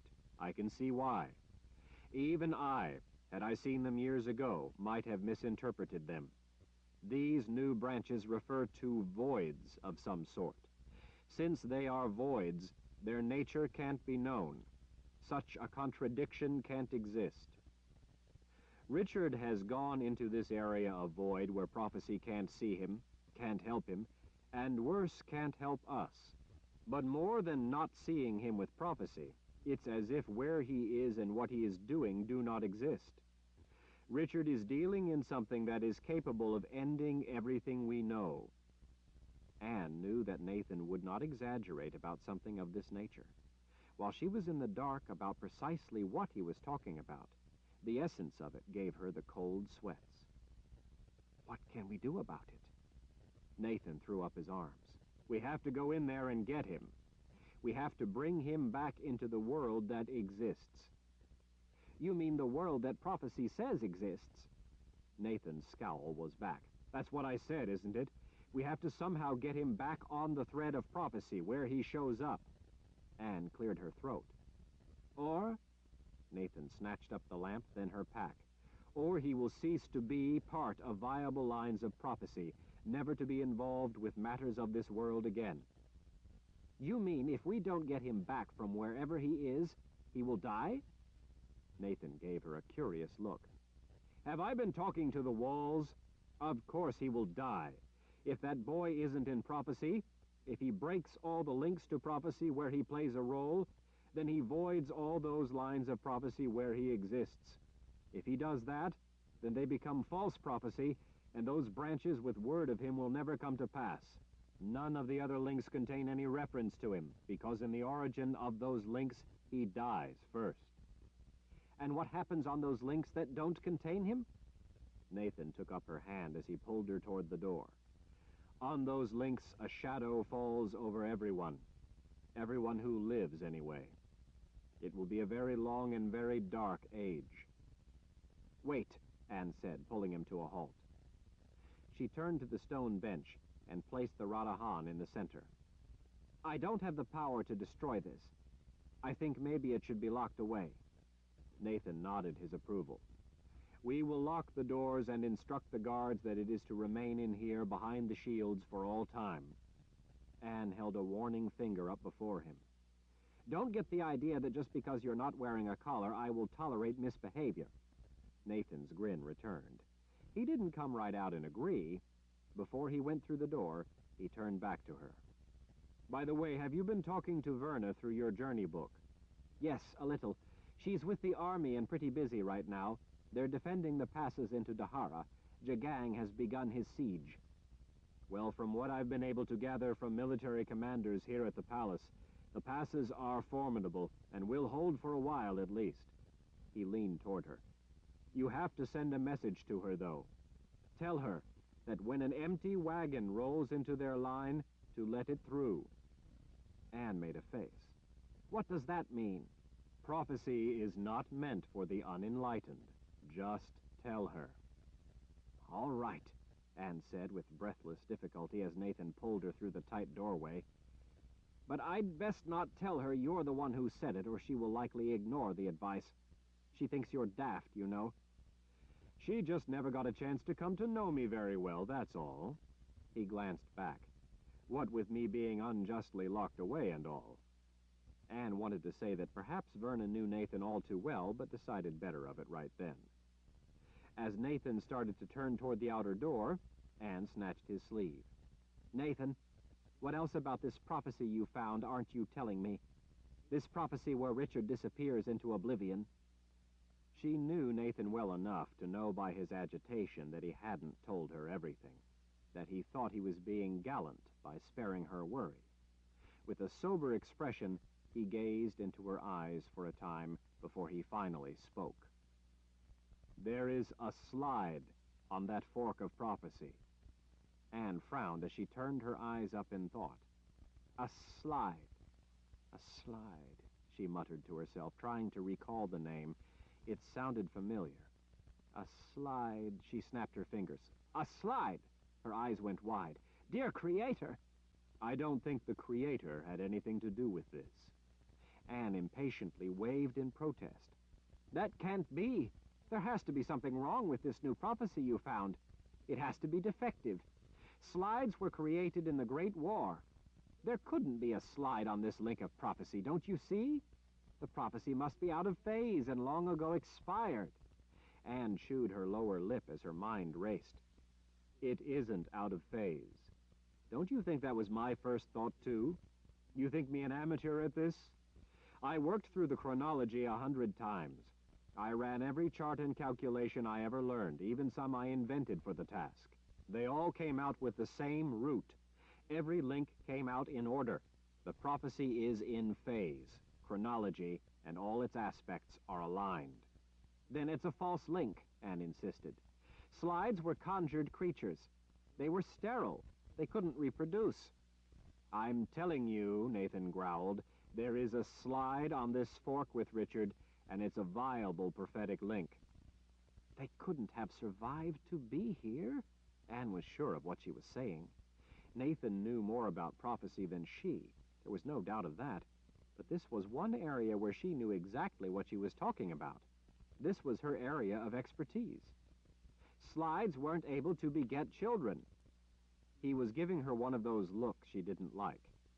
"I'm telling you, a slide walks the world again." Anne tisked.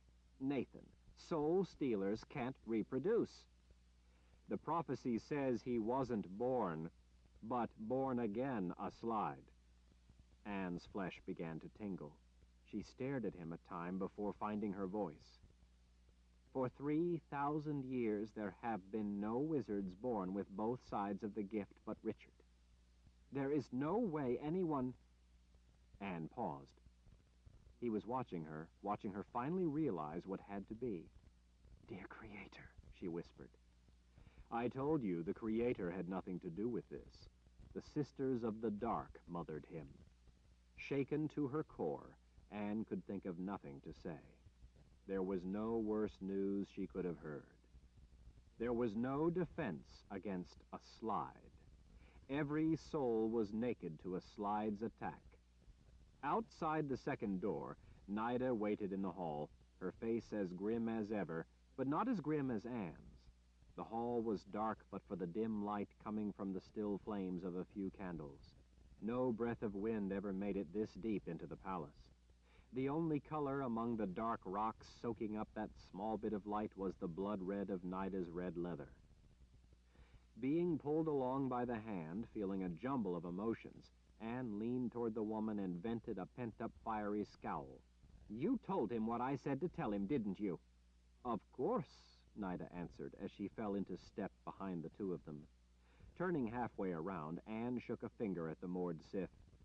"I'll make you sorry you told him." Nida smiled.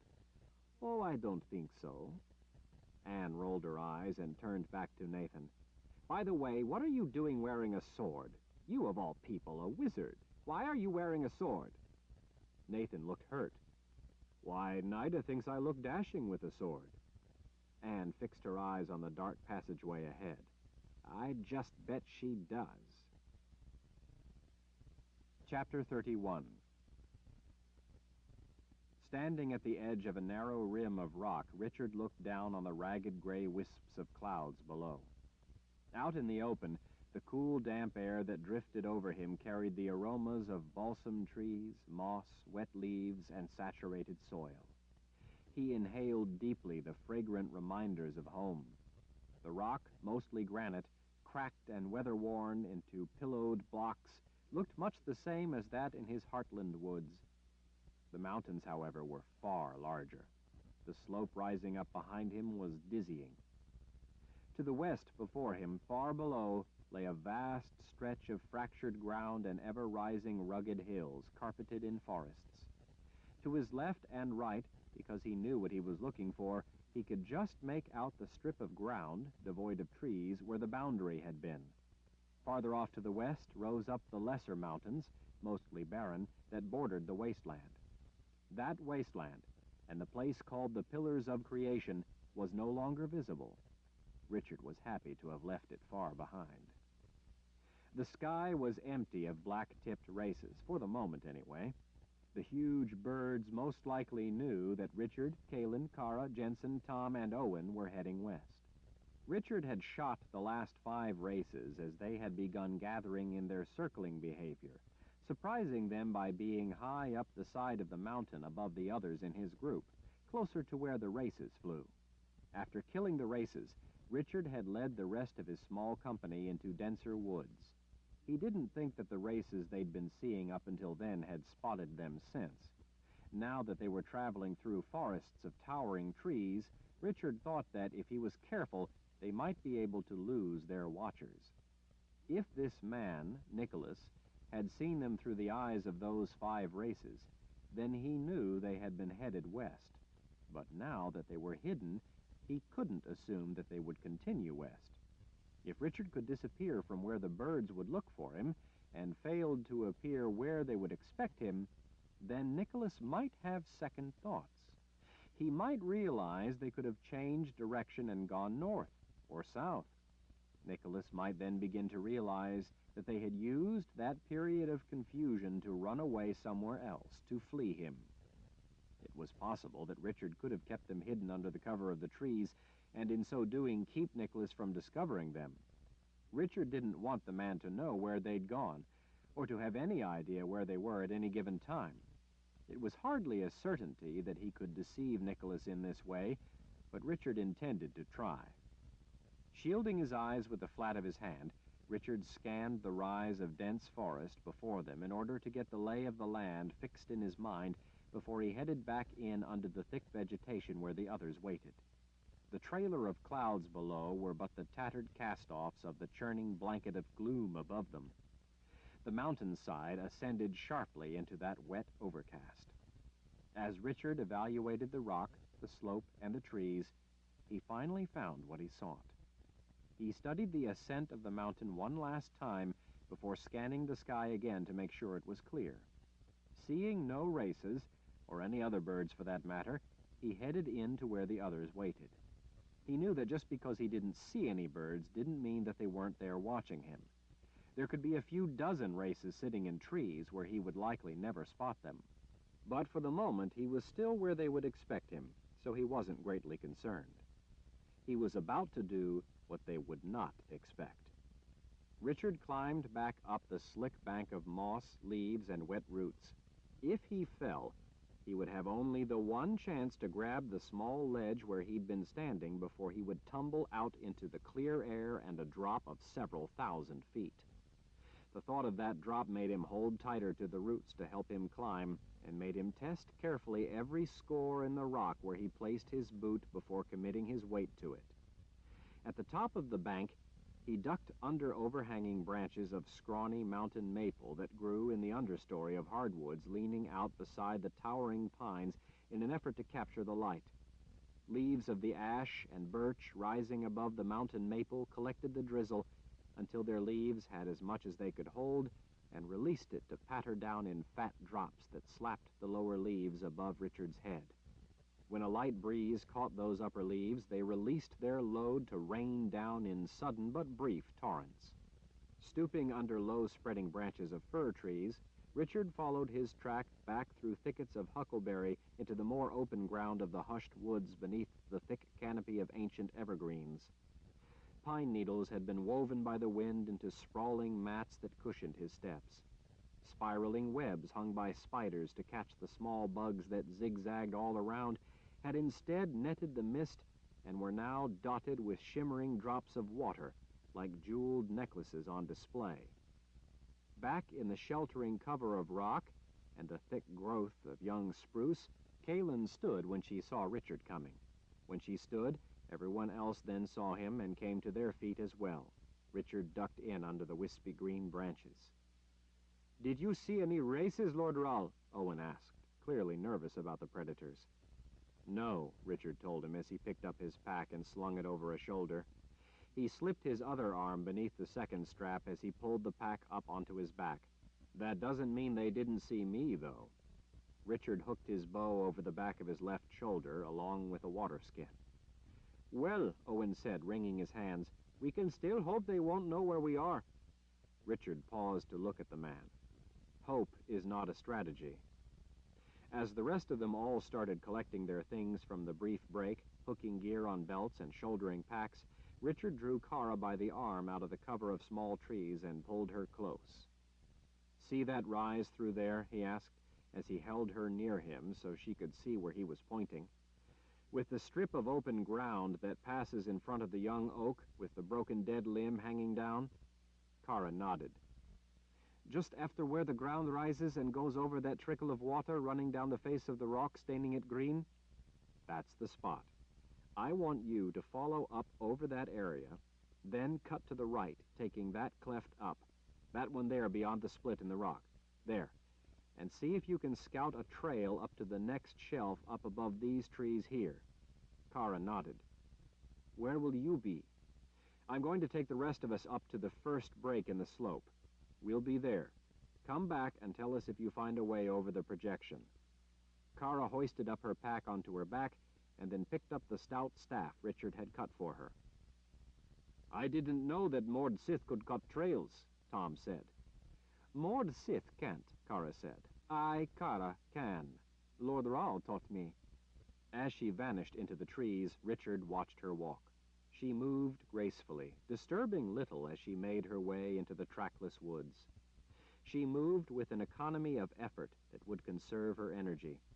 It had not always been so. She had learned well the lessons he had given her. Richard was pleased to see that the lessons had stuck and his efforts had not been wasted. Owen came forward, looking agitated.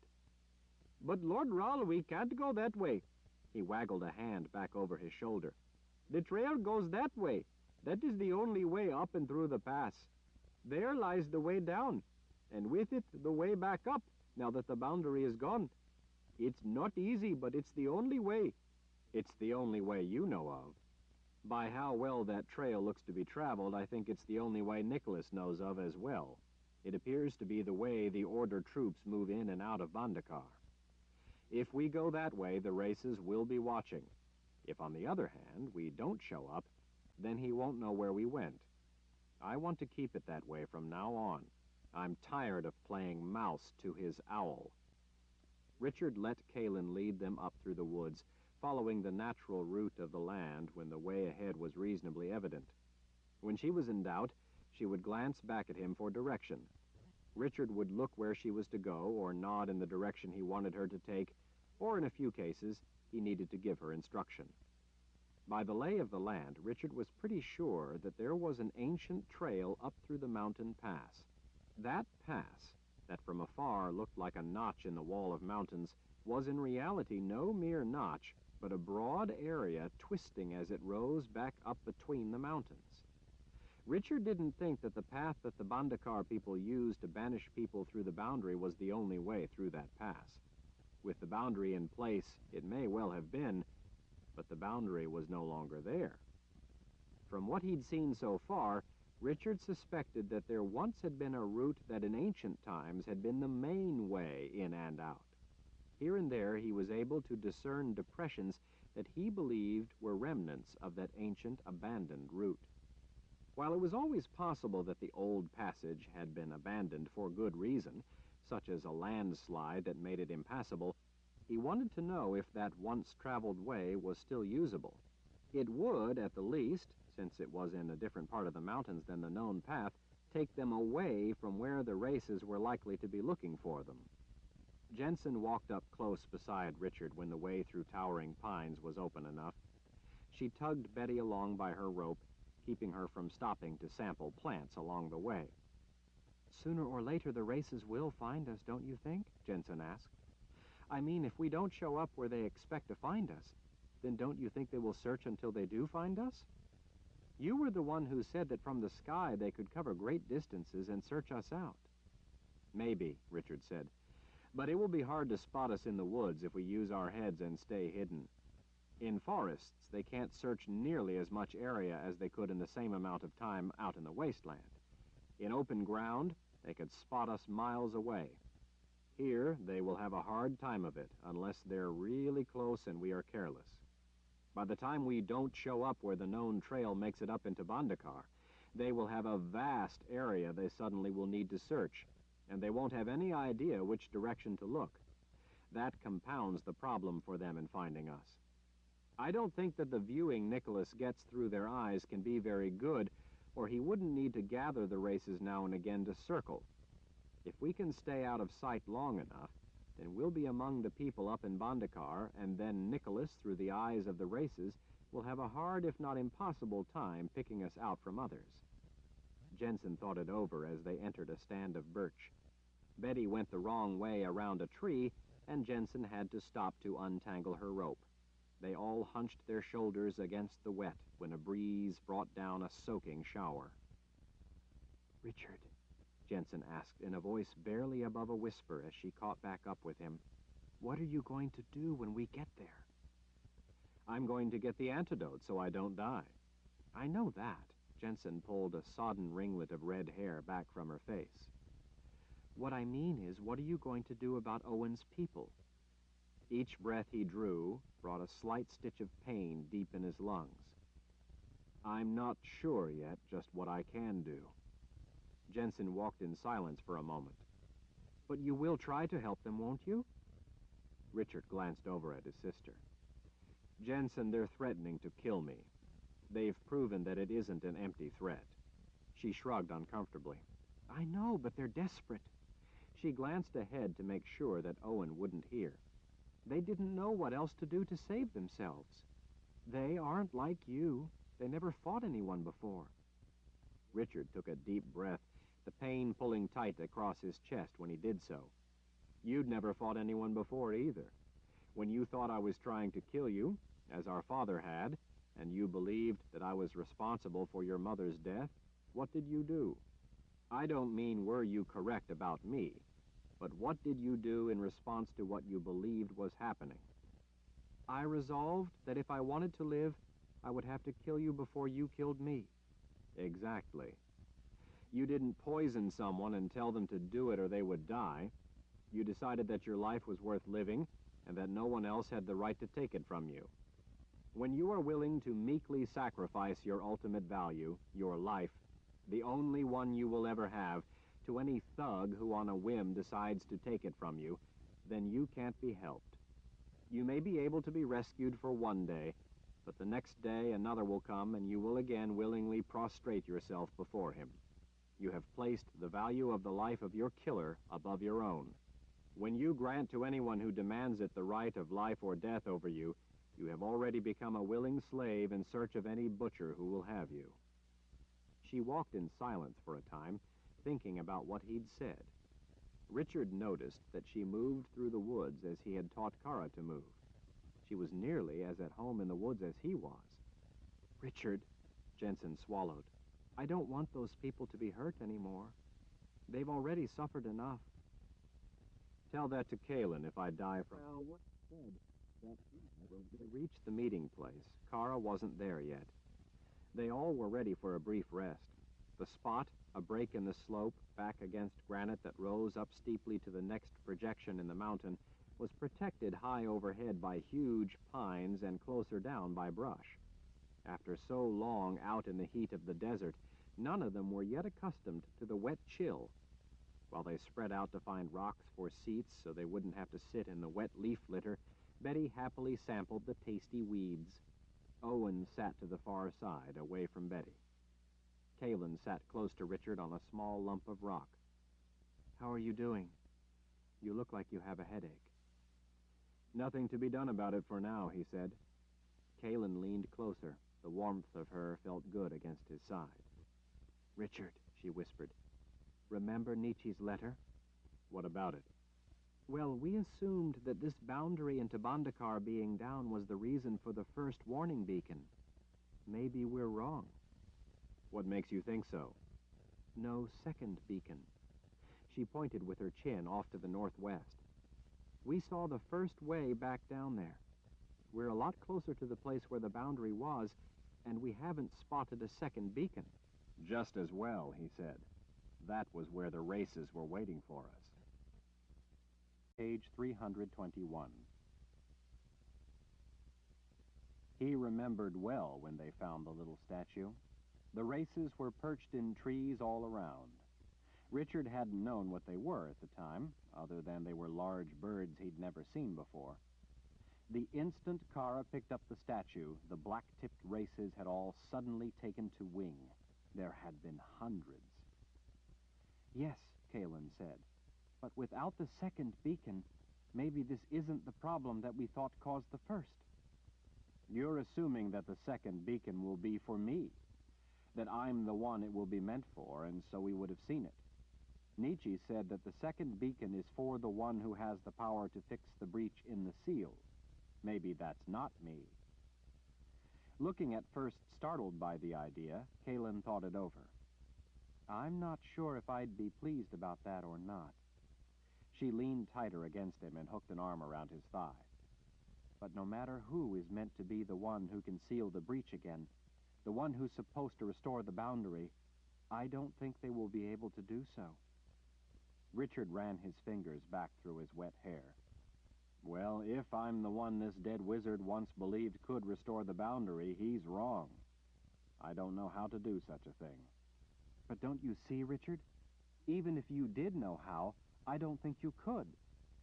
Richard looked at her out of the corner of his eye. Jumping to conclusions and letting your imagination get carried away again? Richard, face it, the boundary failed because of what I did. That's why the warning beacon was for me. Because I caused the seal to fail. You aren't going to try to deny that, are you? No. But we have a lot to learn before we know what's really going on. I freed the chimes, she said. It's not going to do us any good to try to hide from that fact. Kalin had used ancient magic to save his life. She had freed the chimes in order to heal him. She'd had no time to spare. He would have died within moments if she had not acted. Moreover, she'd had no idea that the chimes would unleash destruction upon the world. She hadn't known they had been created 3,000 years before from underworld powers as a weapon designed to consume magic. She had been told only that she must use them to save Richard's life. Richard knew what it felt like to be convinced of the facts behind events and to have no one believe him. He knew she was now feeling the same frustration. You're right that we can't hide from it, if it is a fact. But right now we don't know that it is. For one thing, the chimes have been banished back to the underworld. And what about what Zed told us? About how once the destructive cascade of magic begins, which it did, then there is no telling if it can be stopped, even if the chimes are banished. There is no experience in such an event upon which to base predictions. Richard didn't have an answer for her, and was at a disadvantage because he didn't have her education in magic. He was saved from having to speculate when Kara came in through a tight patch of young balsam trees. She pulled her pack off her shoulders and let it slip to the ground as she sat on a rock facing Richard. You were right. We can get through there. It looks to me like I can see a way to continue on up from the ledge. Good, Richard said as he stood. Let's get going. The clouds are getting darker. I think we need to find a place to stop for the night. I spotted a place under the ledge, Lord Rahl. I think it might be a dry place to stay. Good. Richard hoisted her pack. I'll carry this for you a while, let you have a break. Kara nodded her appreciation, falling into line as they moved through the tight trees and immediately had to start to climb up the steeply rising ground. There was enough exposed rock and roots to provide good steps and handholds.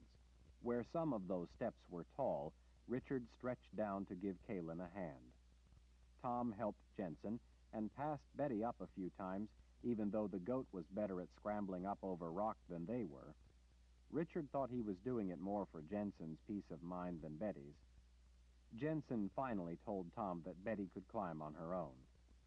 Betty proved her right, bleating down at Tom after effortlessly clambering up a particularly trying spot. "Why don't you help me up, then?" Tom said to the goat. Jensen smiled along with Richard and Kalin. Owen just watched as he skirted the other way around the rock.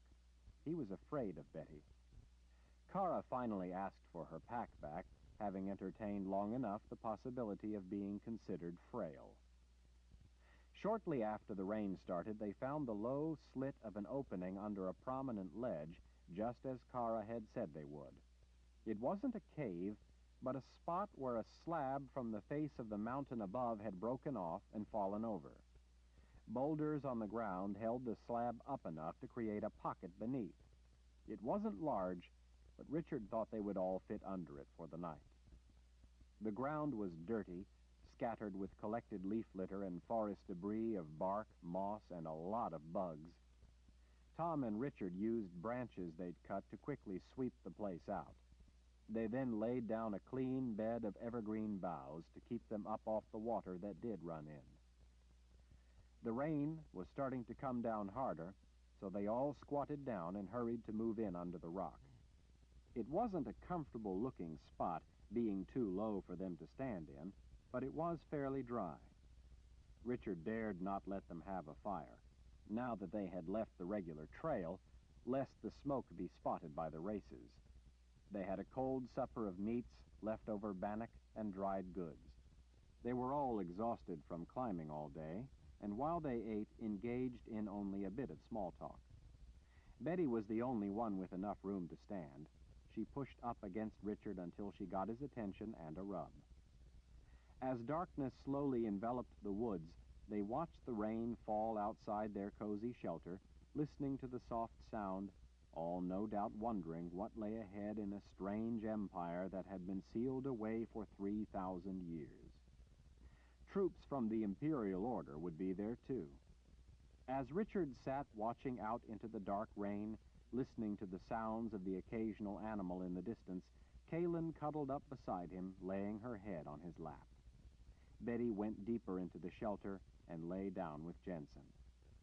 Kalin, under the comfort of his hand resting tenderly on her shoulder, was asleep in moments. As weary as he was from the day's hard journey, Richard wasn't sleepy. His head hurt, and the poison deep within him made each breath catch. He wondered what would strike him down first, the power of his gift that was giving him the headaches, or Owen's poison. He wondered, too, just how he was going to satisfy the demands of Owen and his men to free their empire so that he could have the antidote. The 5 of them, he, Kalin, Kara, Jensen, and Tom, hardly seemed the army needed to drive the order out of Bandakar. If he didn't, and if he couldn't get to the antidote, his life was coming to a close. This very well could be his final journey.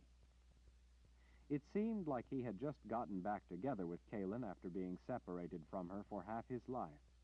He wanted to be with her. He wanted the 2 of them to be able to be alone. If he didn't think of something, all they had in each other, all they had ahead of them, was just about over. And that was without even considering the headaches of the gift, or the Imperial Order capturing the Wizard's Keep. Chapter 32. Richard gripped the edge of the rock at the face of the opening to help pull himself up and out from the dark hole in the abrupt rise of granite before them. Once out, he brushed the sharp little granules of rock from his hand as he turned to the other. It goes through. It isn't easy, but it goes through. He saw a devious look on Tom's face and a look of consternation on Owen. Betty, her floppy ears perked ahead in what Richard thought could only be a goat crown, peered down into the narrow chasm on the reef. But I don't think we can, Owen complained. What if we get stuck? Richard asked. Owen nodded. Well, you have an advantage over Tom, haven't you? Richard said as he picked up his pack from nearby to the side where he left it. You're not quite as big. If I made it through and back, then you could make it, Owen. Owen raised a hand up to keep a sense to his right. But what about that way? Couldn't we just go around? I don't like going into dark, narrow places like this either. But if we go around that way, we have to go out on the ledges. You heard what Kara said. It's narrow and dangerous. If it were the only way, it would be another matter, but it's not. The races would spot us out there. Worse, if they wanted, they could attack us, and we could easily fall or be forced over the edge. I don't like going in places like this, but I don't think I'd like to be out there on a wind-blown ledge no wider than the sole of my boot with a fall of thousands of feet straight down if I make one slip, and then have one of those races suddenly show up to rip into me with their talons or those sharp beaks of theirs. Would you prefer that? Owen licked his lips as he bent at the waist and looked into the narrow passageway. Well, I guess you're right. Richard, Kalen asked in a whisper as the rest of them started taking off their packs so they could more easily fit through. If this was a trail as you suspect, why isn't there a better way through? I think that sometime only in the last few thousand years, this huge section of the mountain broke away and slid down, coming to rest at this angle, leaving a narrow passageway beneath it. He pointed up. See up there? I think this entire portion down here used to be up there. I think it's now sitting right where the trail used to be. And there's no other way but this cave or the ledges? I'm not saying that. I believe there's other old routes. But we would have to backtrack for most of a day to take the last fork I saw, and then there isn't any guarantee with that one either. If you really want, though, we can go back and try. Kalen shook her head. We can't afford to lose any time. We need to get to the antidote. Richard nodded. He didn't know how he was supposed to rid an entire empire of the Imperial Order so they could get to the antidote, but he had a few ideas. He needed to get the antidote. He saw no reason he had to play by Owen's rules or the Order's. Kalen gave the narrow, dark tunnel another look. You're sure there aren't any snakes in there? I didn't see any. Tom handed Richard his sword. I'll go last, he said. If you make it through, I can. Richard nodded as he laid the baldric over his shoulder. He turned the scabbard at his hip in order to clear the rock and then started in. He hugged his pack to his abdomen as he crouched to make it into the small space. The slab of rock above him lay at an angle, so that he couldn't remain upright, but had to twist sideways and back as he went into the darkness. The farther in he went, the darker it became. As the others followed him into the narrow passage, it blocked much of the light, making it even darker.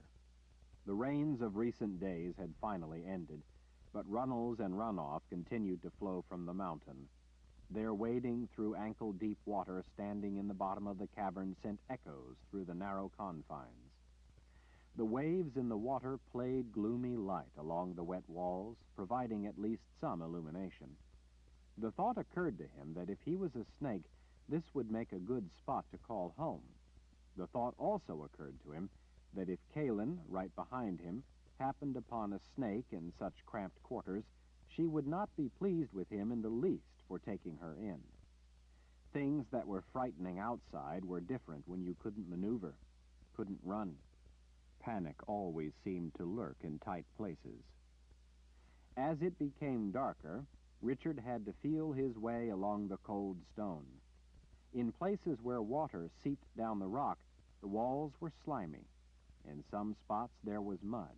In other places, dry rock to walk on. Most of it, though, was wet muck. Spongy leaves had collected in some of the irregular low places.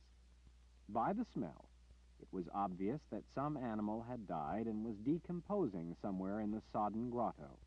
He heard moans and complaints from behind when the rest of them encountered the stench. Betty bleated her unhappiness. Jensen's echoing whisper told the goat to be quiet. Even the displeasure of the smell was forgotten as they worked their way under the immense curtain of rock draped over where the trail used to be. This wasn't a true cave. Like underground caves Richard had encountered before, it was only a narrow crack under what was, in essence, a big rock. There were no chambers and different routes to worry about. There was only one narrow void under the rock, so lighting their way wasn't critical. He knew, too, that it wasn't all that long. It only felt that way in the dark. Richard reached the spot where the way ahead abruptly started up at a steep angle. Feeling the walls all around to find places to grab, he started the difficult climb. In places he had to wedge his back against one wall and use his feet against the opposite wall to brace himself while grappling for any ledge or crack in the rock he could find to help pull himself up.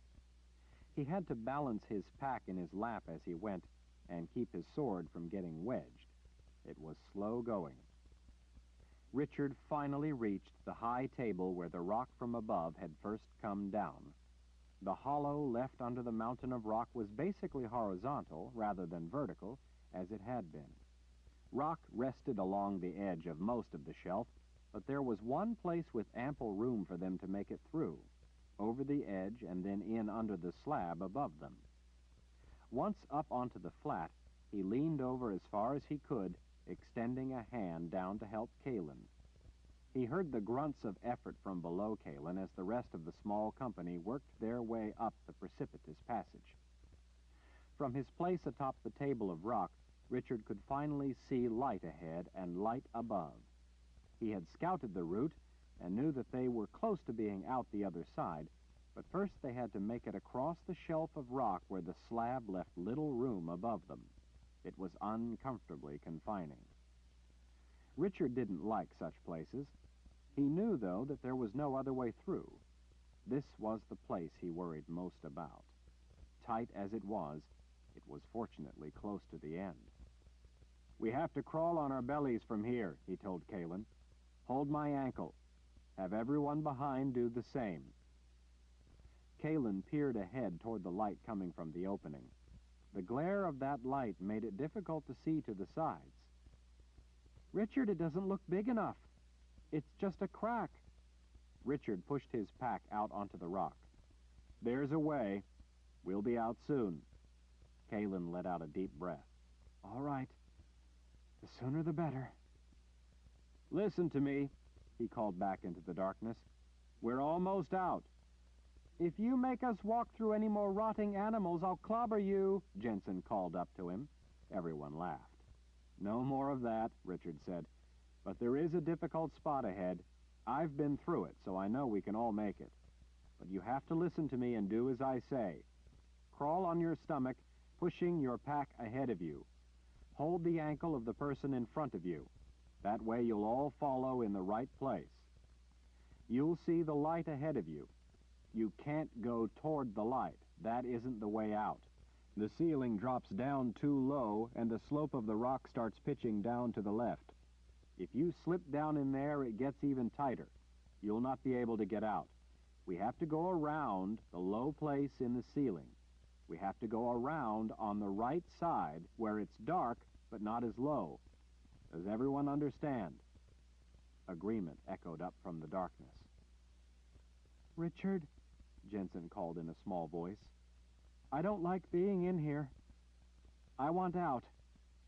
Her voice carried a thread of panic. "I don't either," he told her, "but I've been through and out the other side. I made it through and back. You'll be fine. Just follow me, and you won't have a problem." Her voice drifted up to him from the darkness. "I want to go back." Richard couldn't let her go back. The ledges where they were exposed to the races were too dangerous. "Here," Kalin told her. "You come ahead of me. Take hold of Richard's ankle, and you'll be out before the rest of us." "I'll see that Betty watches you go through and follows," Tom offered. That seemed to break the impasse. Jensen moved up to the ledge and handed her pack up. Richard, lying on his stomach in the low slit of the shelf, took her hand to help her up. When she saw in the light how low and tight it was, that Richard had to lie on his stomach, she started to tremble. When Richard helped pull her up and her face came up close to him, he could see her tears in the dim light. Her wide blue eyes took in the way ahead, how low it was. "Please, Richard, I'm afraid. I don't want to go in under there." He nodded. "I know, but it's not far. I won't let you stay in here. I'll see that you get out." He cupped a hand to the side of her face. "I promise." "How do I know you'll keep your promise?" Richard smiled. Wizards always keep their promises. "You said you don't know much about being a wizard." "But I know how to keep promises." She at last agreed and let him help her the rest of the way up.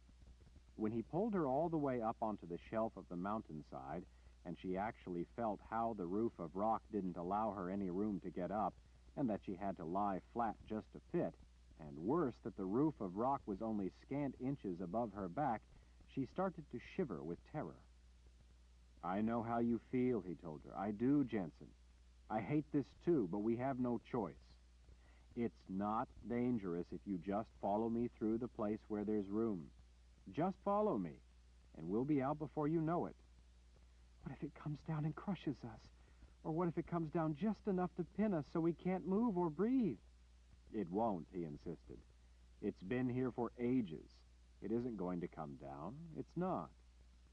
She nodded, but he didn't know if she really heard him. She began to whimper as he turned himself around so he could lead her out. "Take my ankle," he called back to her.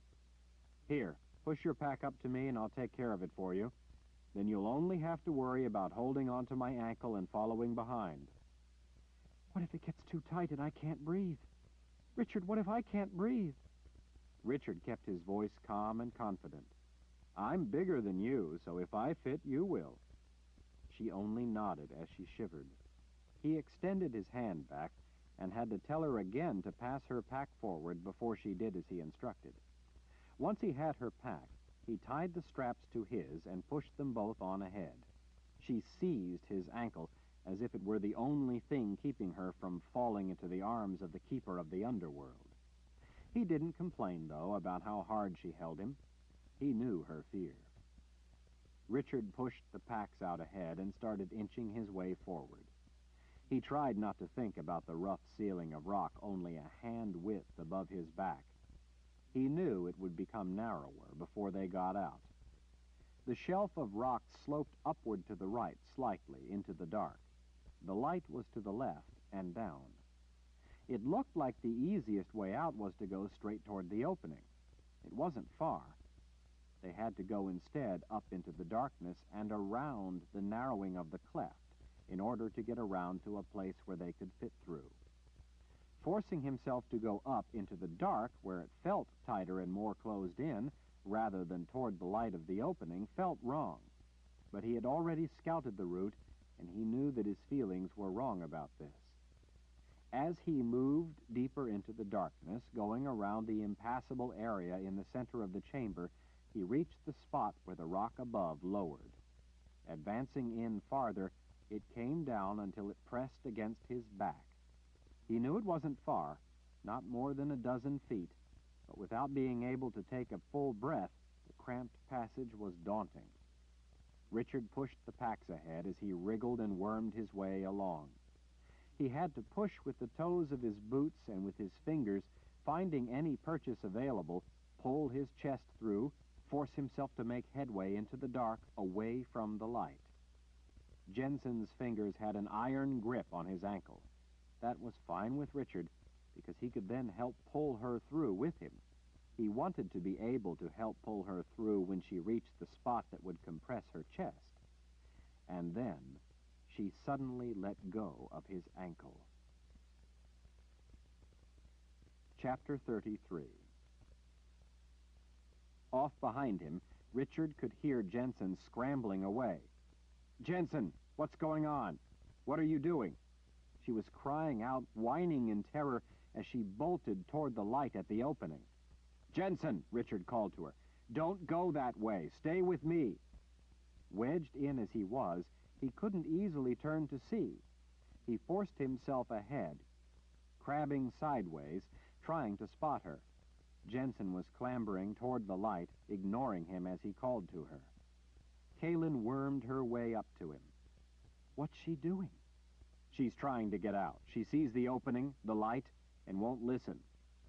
Richard shoved the packs and frantically worked his way ahead, moving into the area beyond the tight spot to where it was open enough that he could at last get a full breath and almost get up on his hands and knees. Jensen screamed.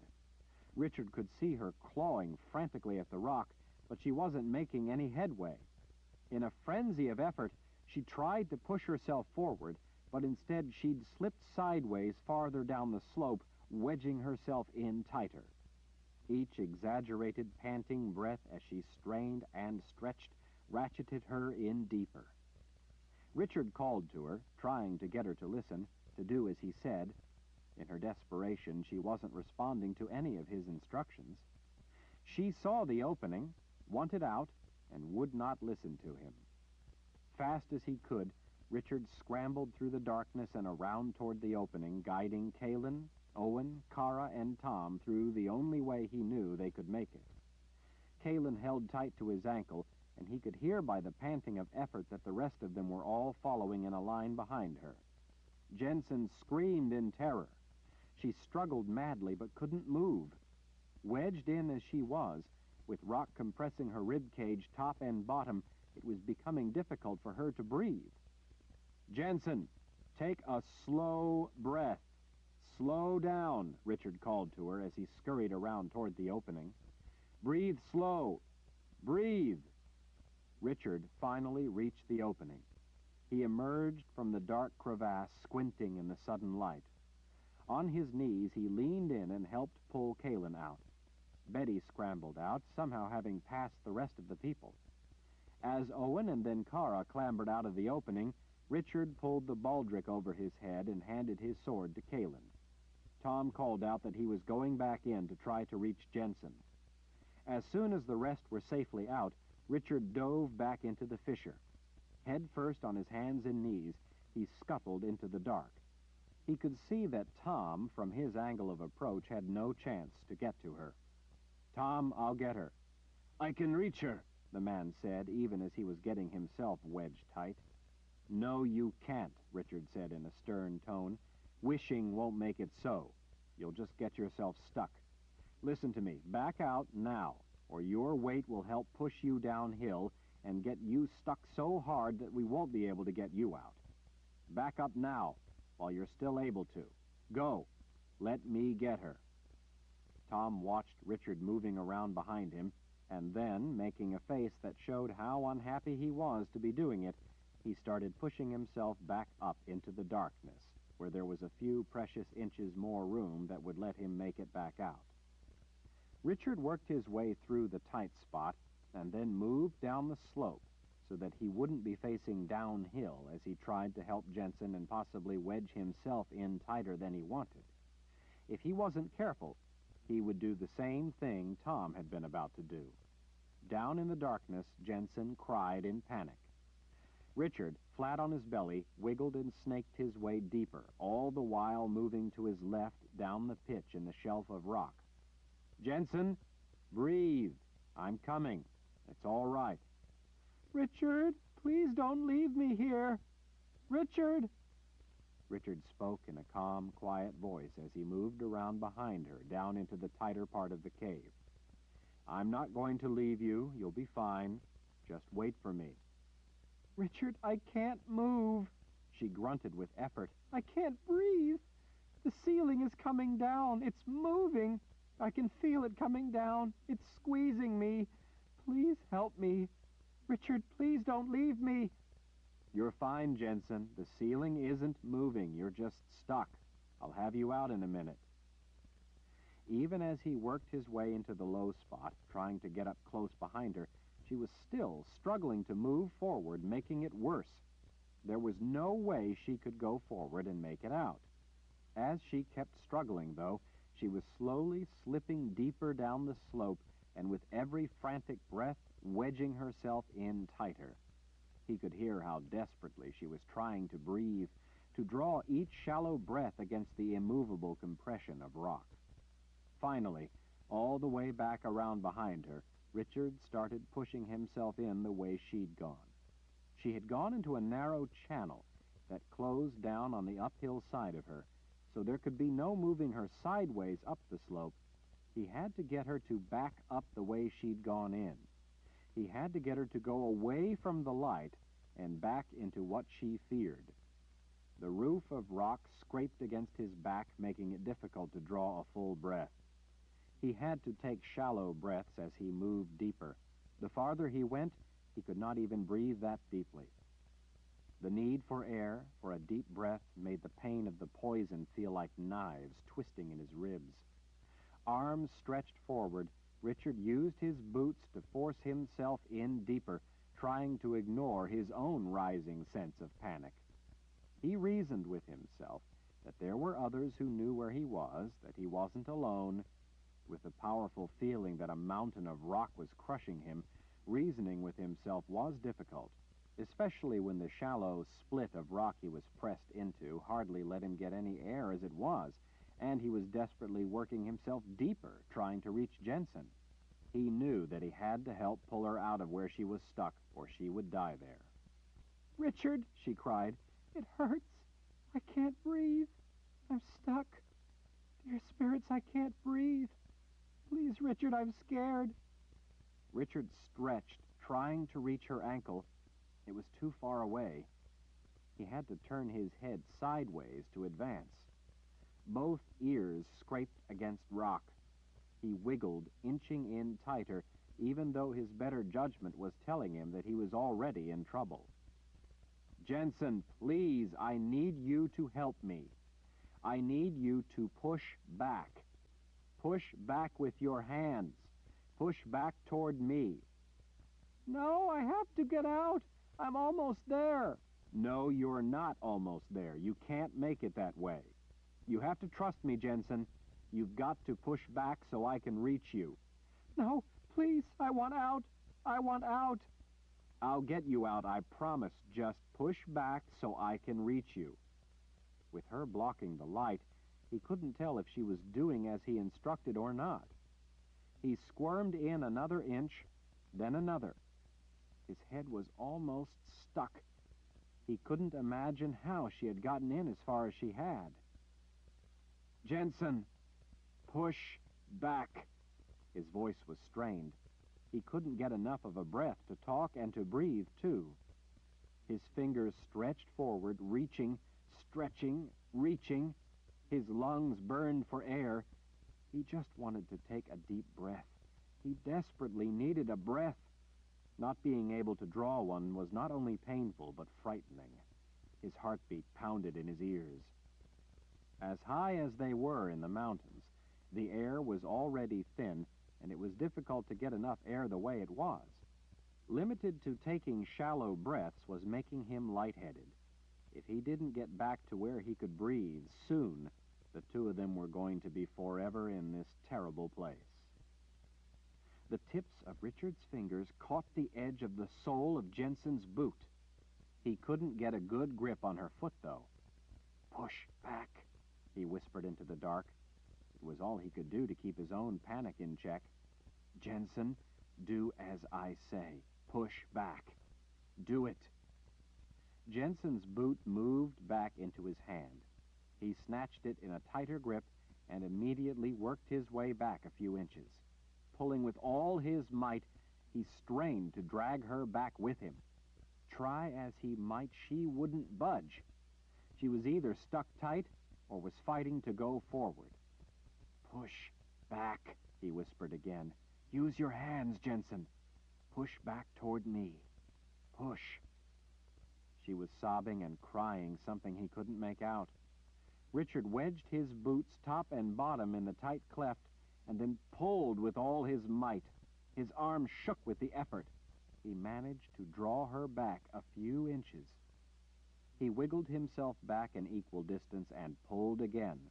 With agonizing effort, He slowly, painstakingly started drawing her out of the dead end she had fled into in a panicked attempt to get out. At times, she tried to squirm back toward the light. Richard, the rock compressing him tight, kept a firm hold of her boot and muscled her back yet more, not allowing her to take back any of the distance he gained. He couldn't straighten his head. That made it more difficult to use his muscles to move the both of them. With his head lying on the right, he reached back with his left arm and gripped a small lip of rock in the ceiling, using it to help haul them back. With his right arm stretched forward and holding her by the boot, he drew her back inch by inch. As he reached back again for another handhold, Richard saw something not far to his left down the slope, wedged where the rock narrowed. At first he thought it was a rock. As he struggled to draw Jensen back, he stared at the thing, also stuck in the rock.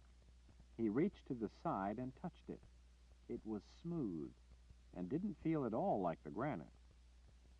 As he began to make good progress backward, he stretched to the side and managed to get his fingers around the thing. He pulled it to his side and continued to wiggle back.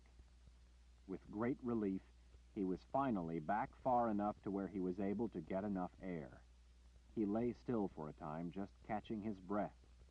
Almost as much as air, though, he wanted out. While he talked to Jensen, distracting her with instructions she only intermittently followed, he began forcing her back and to the right, where there was more room. Finally, he managed to move up beside her and seize her wrist. Once he had her, he started moving her back up the slope into the darkness, into the tight place that he knew was the only way out. With him up beside her, she was a little more cooperative. All the while, he kept reassuring her. "This is the way, Jensen. This is the way. I'll not leave you. I'll get you out. This is the way. Just come with me and we'll be out in a few minutes." When they worked their way up into the dark, tight spot, she began struggling again, trying again to scramble for the light of the opening, but he was blocking her way. He stayed close at her side as he kept them both moving forward. She seemed to find strength in his constant assurances and his firm grip on her wrist. He was not about to let her get away from him again. When they pushed through to the place where the roof rose up a bit, she started weeping with expectant joy. He knew the feeling. Once the ceiling rose up a foot or two, he hurried as fast as he could to get her to the opening, to the light. The others were waiting right at the entrance to help pull them out. Richard held the thing he'd retrieved under his left arm as he helped push Jensen out first. She rushed into Tom's waiting arms, but only until Richard crawled out and got to his feet. Then, crying with relief, Jensen fled into his arms, clinging to him for dear life. "I'm so sorry," she said over and over as she cried. "I'm so sorry, Richard. I was so afraid." "I know," he comforted as he held her. He'd been in a similar situation before, where he thought he might never get himself out of such a terrifying place, so he did understand. In such a stressful circumstance, where you feared you were about to die, it was easy to be overpowered by the blind need to escape, to live. "I feel so confused." "I don't like such tight places either," he said. "I understand." "But I don't understand. I've never been afraid of places like that. Ever since I was very young, I've hid in tight little places. Such places always made me feel safe, because no one could find me or get to me. When you spend your life running and hiding from someone like Darken Rahl, you come to appreciate small, dark, concealed places. I don't know what came over me. It was the strangest thing. It was like these thoughts that I wouldn't get out, that I couldn't breathe, that I would die, just started coming into my head. Feelings I've never had before just started to seep into me. They just seemed to overwhelm me. I've never done anything like that before." "Do you still feel these strange feelings?" "Yes," she said as she wept, "but they're starting to fade, now that I'm out, now that it's over." Everyone else had moved off a ways to give her the time she needed to set herself straight. They sat not far off, waiting on an old log turned silver in the weather. Richard didn't try to rush her. He just held her and let her know she was safe. "I'm so sorry, Richard. I feel like such a fool." "No need. It's over now." "You kept your promise," she said through her tears. Richard smiled, happy that he had. Owen, his face tense with worry, looked like he couldn't help himself from asking a question. "But Jensen," he asked as he stepped forward, "why didn't you do magic to help yourself?" "I can't do magic any more than you can." He rubbed his palms on his hips. "You could if you let yourself. You are one who is able to touch magic." "Other people might be able to do magic, but I can't. I don't have any ability for it." "What others think is magic is only themselves tricking their senses and only blinds them to real magic. Our eyes blind us, our senses deceive us, as I explained before. Only those who have never seen magic, only those who have never used, sensed, perceived it, only those who do not have any ability or faculty for it can actually understand it, and therefore only they can be true practitioners of real magic. Magic must be based entirely on faith if it is to be real. You must believe, and then you truly can see. You are one who can do magic." Richard and Jensen stared at the man. "Richard," Kalin said in an odd voice before he could say anything to Owen, "what's that?" Richard blinked at her. "What?" She pointed. "That? There? Under your arm? What is it?" "Oh," he said, "something I found wedged in the rock near Jensen, back in where she was stuck. In the dark I couldn't tell what it was, other than that it wasn't rock." He pulled it out to have a look. It was a statue. A statue in his likeness, wearing his war wizard's outfit. The cape was fixed in place as it swirled to the side of the legs, making the base wider than the waist. The lower portion of the figure was a translucent amber color, and through it could be seen a falling trickle of sand that had nearly filled the bottom half. The statue was not all amber, though, as Kalin's had been. Near the middle, obscuring the narrowing where the sand dribbled through, the translucent amber of the bottom began darkening. The higher up the figure, the darker it became. The top, the shoulders and head were as black as a nightstone. A nightstone was an underworld thing, and Richard remembered all too well what that wicked object had looked like. The top of the statue looked to be made of the same sinister material, all glossy and smooth and so black that it looked as if it might suck the light right out of the day. Richard's heart sank at seeing himself represented in such a way, as a talisman touched by death. "She made it," Owen said, shaking an accusatorial figure at Jensen still sheltered under Richard's right arm. "She made it with magic. I told you she could. She spun it of evil magic back in that cave when she wasn't thinking. The magic took over and came out of her then, when she wasn't thinking about how she couldn't do magic." Owen didn't have any idea what he was talking about. This was not a statue Jensen made.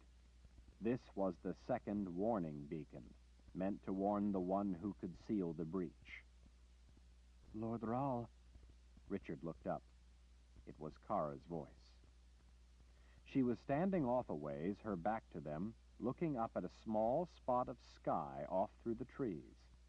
Jensen turned in his arms to see what had put the odd tone in Kara's voice.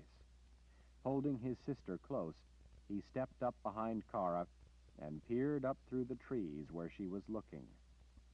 Through a thin area in the canopy of pine, he could see the rim of the mountain pass above them. Silhouetted against iron-gray clouds stealing past was something man-made. It looked like a huge statue sitting atop the pass. Chapter 34.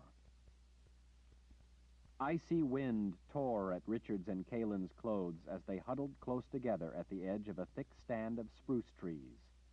Low, ragged clouds raced by as if to escape the colossal, dark, swirling clouds building above them. Fat flakes of snow danced in the cold gusts.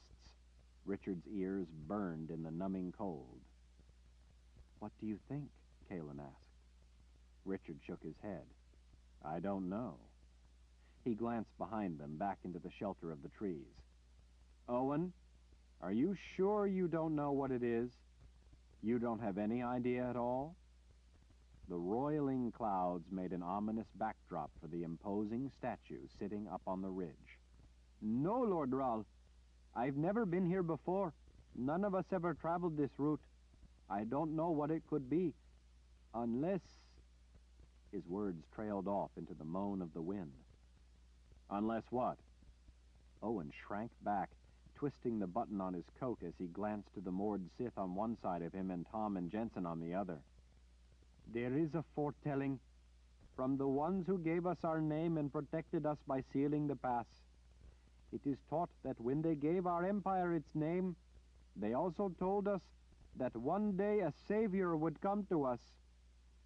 Richard wanted to ask the man just what exactly it was he thought they needed saving from, if they had lived in such an enlightened culture where they were safe from the unenlightened savages of the rest of the world. Instead, he asked a simpler question he thought Owen might be able to answer. "So you think that maybe that's a statue of him, your savior?" Owen fidgeted, his shoulders finally working into a shrug. "He is not just a savior. The foretelling also says that he will destroy us." Richard frowned at the man, hoping this was not going to be another of his convoluted beliefs. "This savior of yours is going to destroy you? That makes no sense." Owen was quick to agree. "I know. No one understands it." "Maybe it's meant to say that someone will come to save your people," Jensen suggested, "but he will fail, and so only end up destroying them in the attempt." "Maybe." Owen's face twisted with the displeasure of having to contemplate such an outcome. "Maybe," Kara suggested in a grim tone, "it means this man will come, and after seeing your people decide they aren't worth saving." She leaned toward Owen, "and decide to destroy them instead."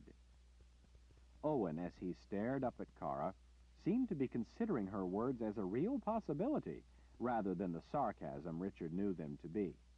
"I don't think that is the meaning," Owen finally told her after earnest consideration. He turned back to Richard.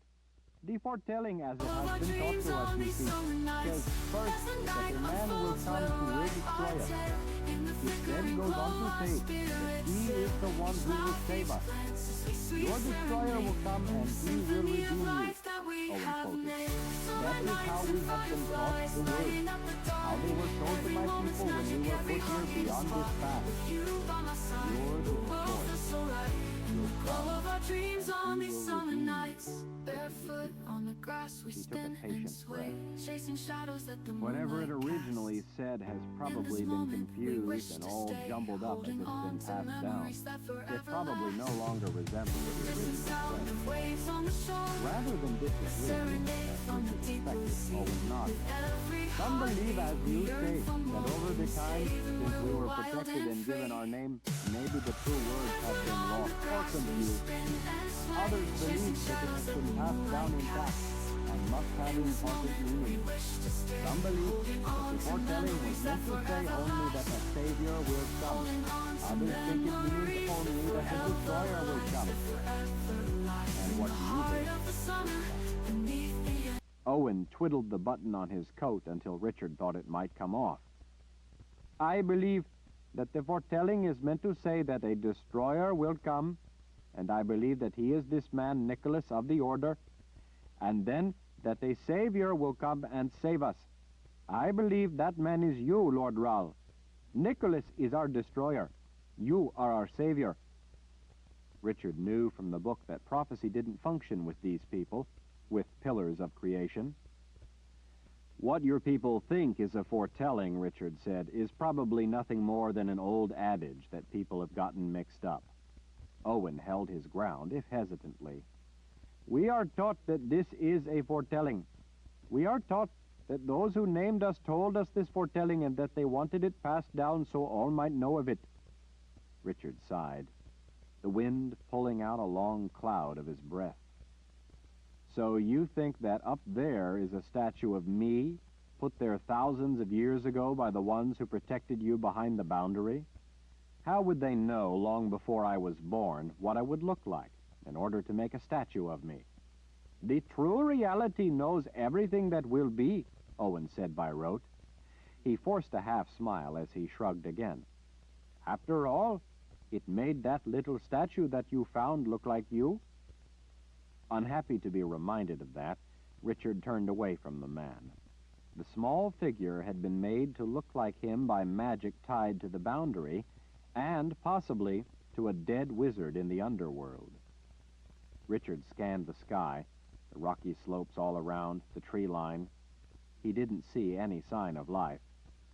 The statue, they still couldn't quite make out what it was, sat distant up a treeless, rocky rise. It was yet quite a climb up to that rim of the pass, to that statue. Richard was not going to like it if it did indeed turn out to be a statue of him beneath the gathering gloom. He already didn't like it one bit that the second warning beacon was meant for him. It bound him to a responsibility, a duty he neither wanted nor could accomplish. He had no idea how to restore the seal on Bandakar. Zed had once created boundaries that were probably similar to the one that had been down here in the old world, but even Zed had used constructed magic he had found in the keep. Such constructed spells had been created by ancient wizards with vast power and knowledge of such things. Zed had told him that there were no more such spells. Richard certainly had no idea how to call forth a spell that could create such a boundary. More to the point, he didn't see how it would do any good even if he knew how. What had really been freed from Bandakar when the boundary failed was the trait of being born without any trace of the gift. That was why they had all been banished here in the first place. The Imperial Order was already breeding women from Bandakar in order to breed the gift out of mankind. There was no telling how far that trait had already spread.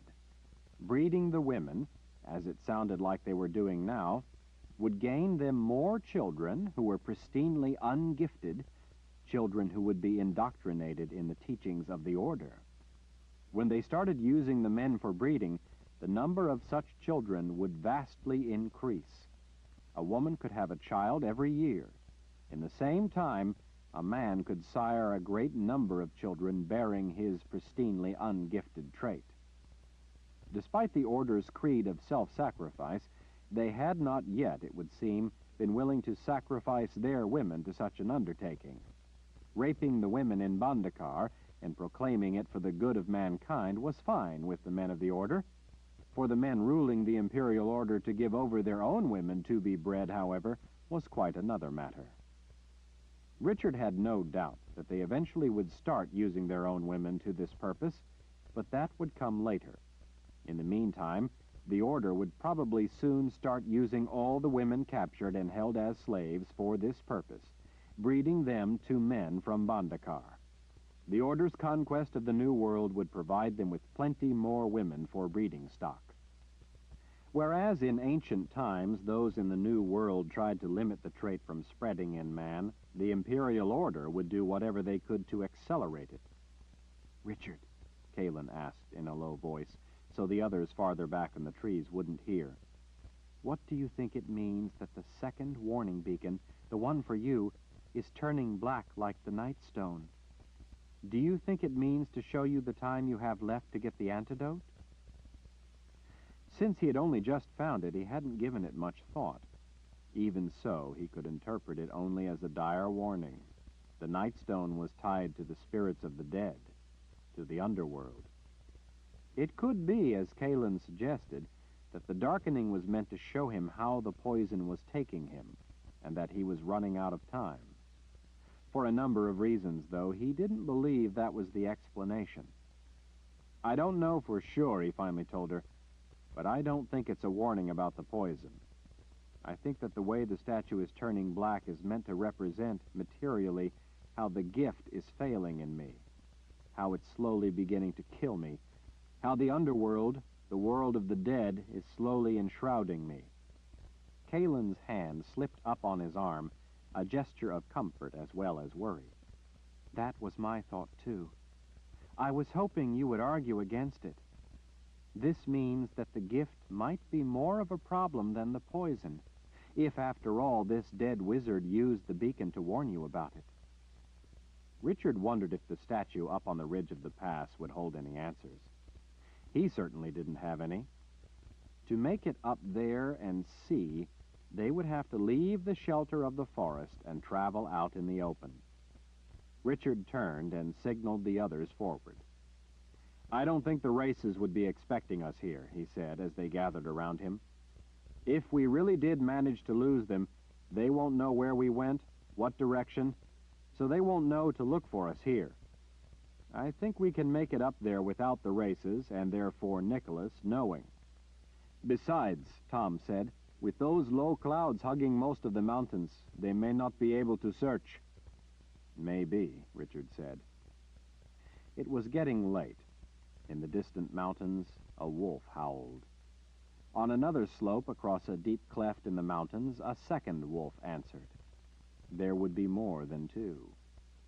Betty's ears perked toward the howls as she crowded against Jensen's legs. "What if Nicholas uses something else?" Jensen asked. Kara gripped the blonde braid lying over the front of her shoulder as she scanned the woods to the sides. "Something else?"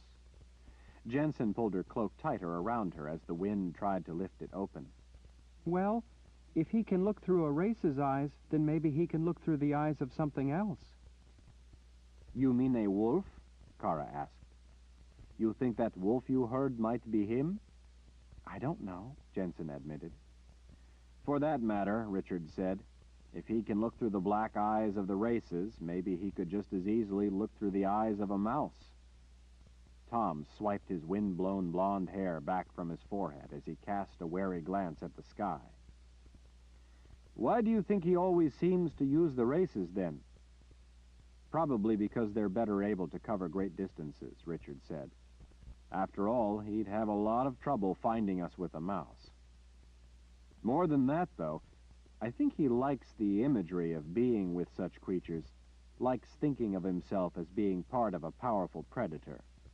He is, after all, hunting us." "So you think we only have to worry about the races, then?" Jensen asked.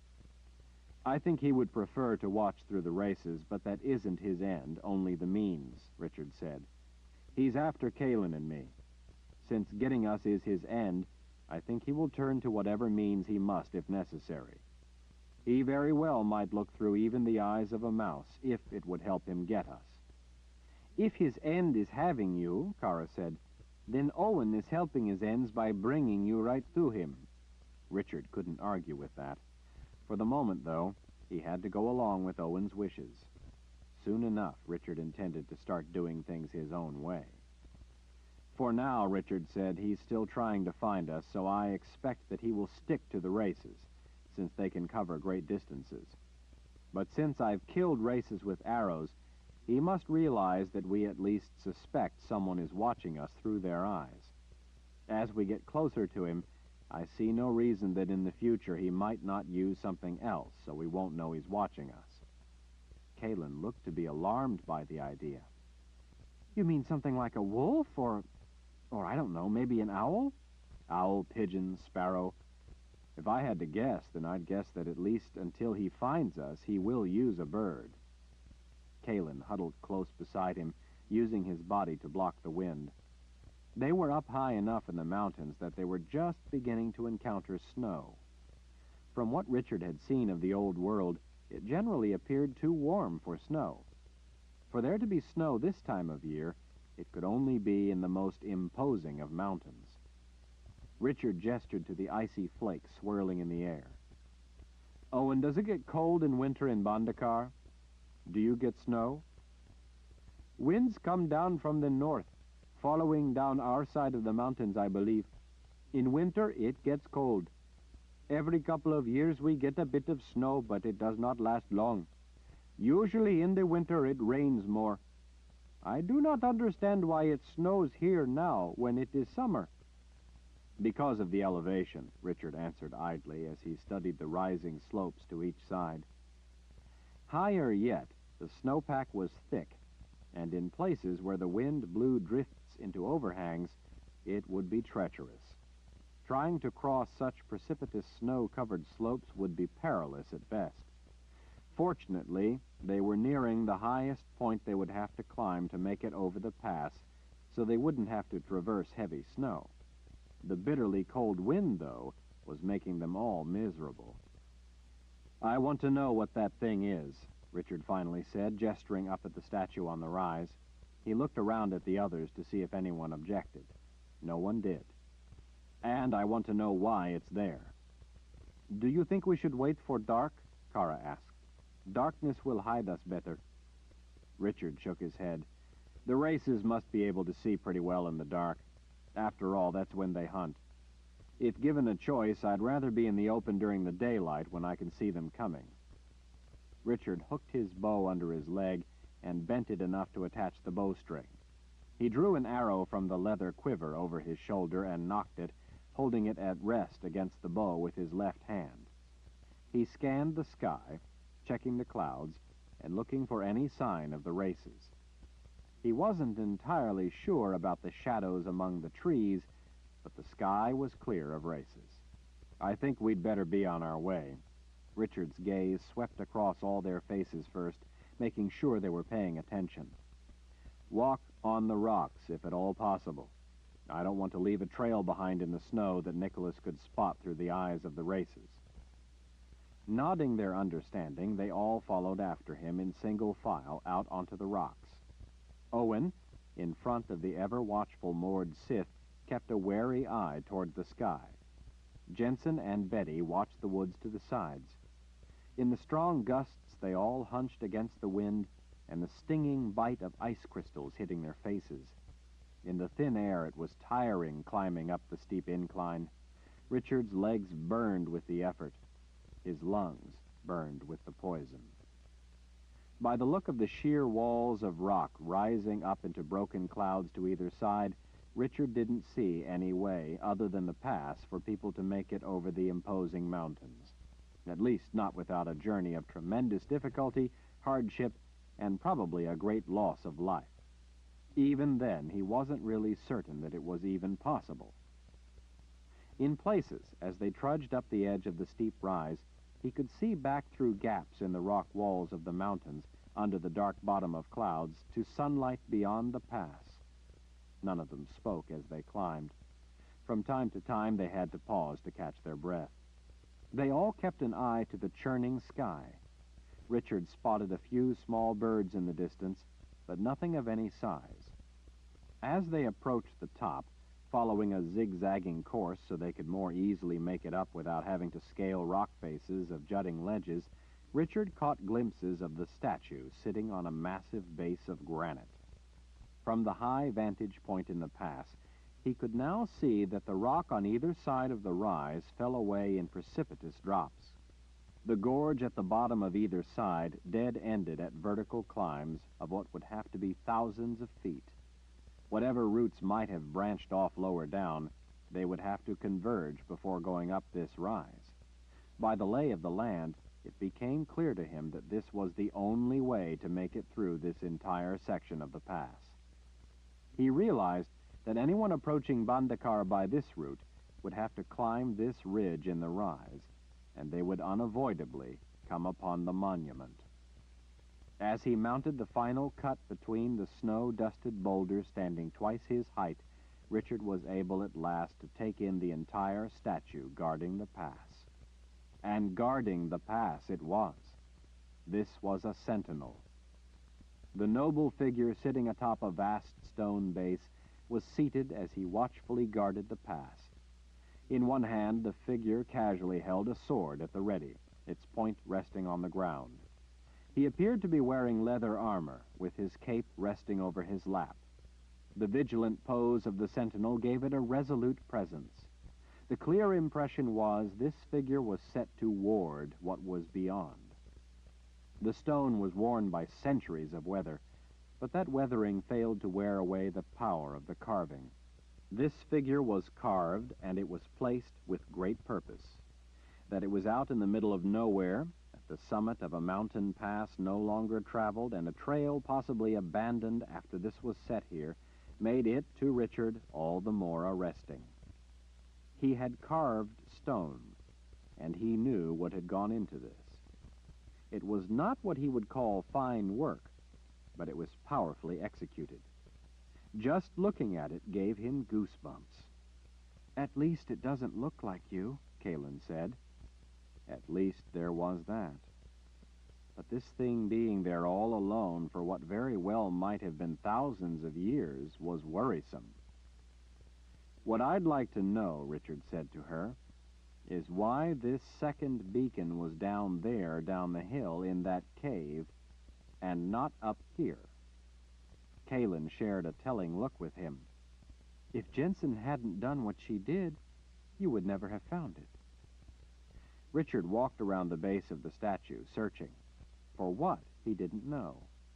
Almost as soon as he started looking, he saw on the front of the base, on the top of one of the decorative moldings, an odd void in the snow. It looked as if something had been sitting there and had then been taken away. It was a track of sorts, a telltale. Richard thought the barren spot looked familiar. He pulled the warning beacon from his pack and checked the shape of the bottom.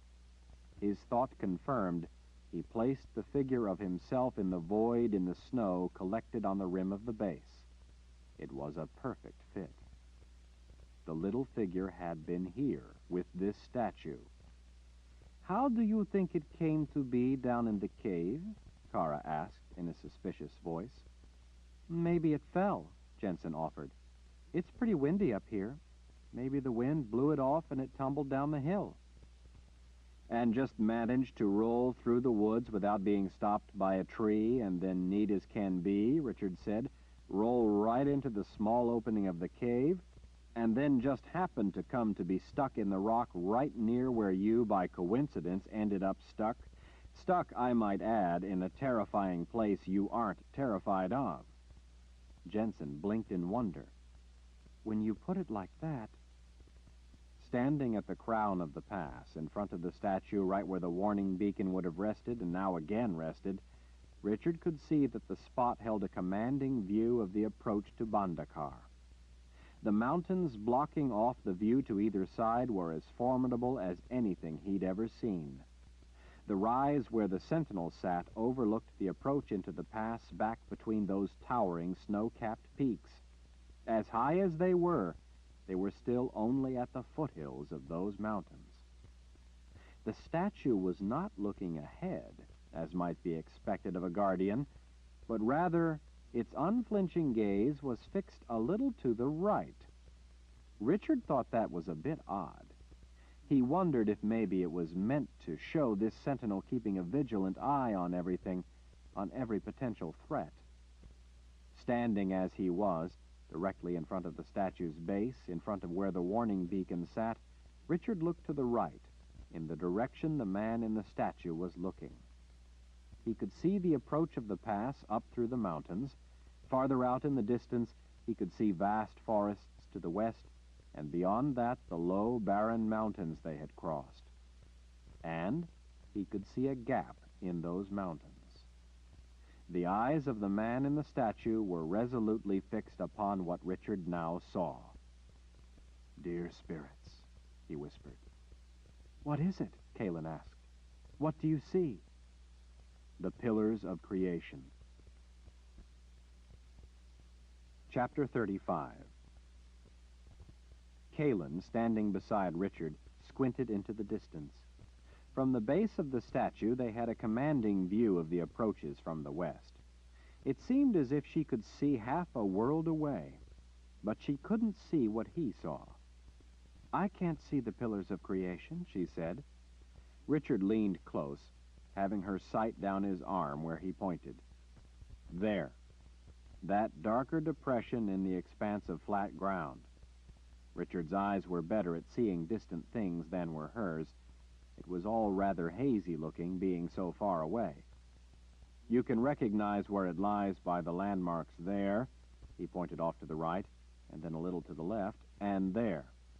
Those darker mountains in the distance that are a little higher than the rest have a unique shape. They serve as good reference points so you can find things. Now that you point them out, I can see the land where we traveled from. I recognize those mountains. It seemed amazing, looking back on where they'd been, how high they were. She could see, spread out into the distance, the vast wasteland beyond the barren mountain range, and, even if she couldn't make out the details of the dreadful place, she could see the darker depression in the valley. That depression she knew to be the pillars of creation. Owen, Richard asked, how far is this pass from your men, the men who were hiding with you in the hills?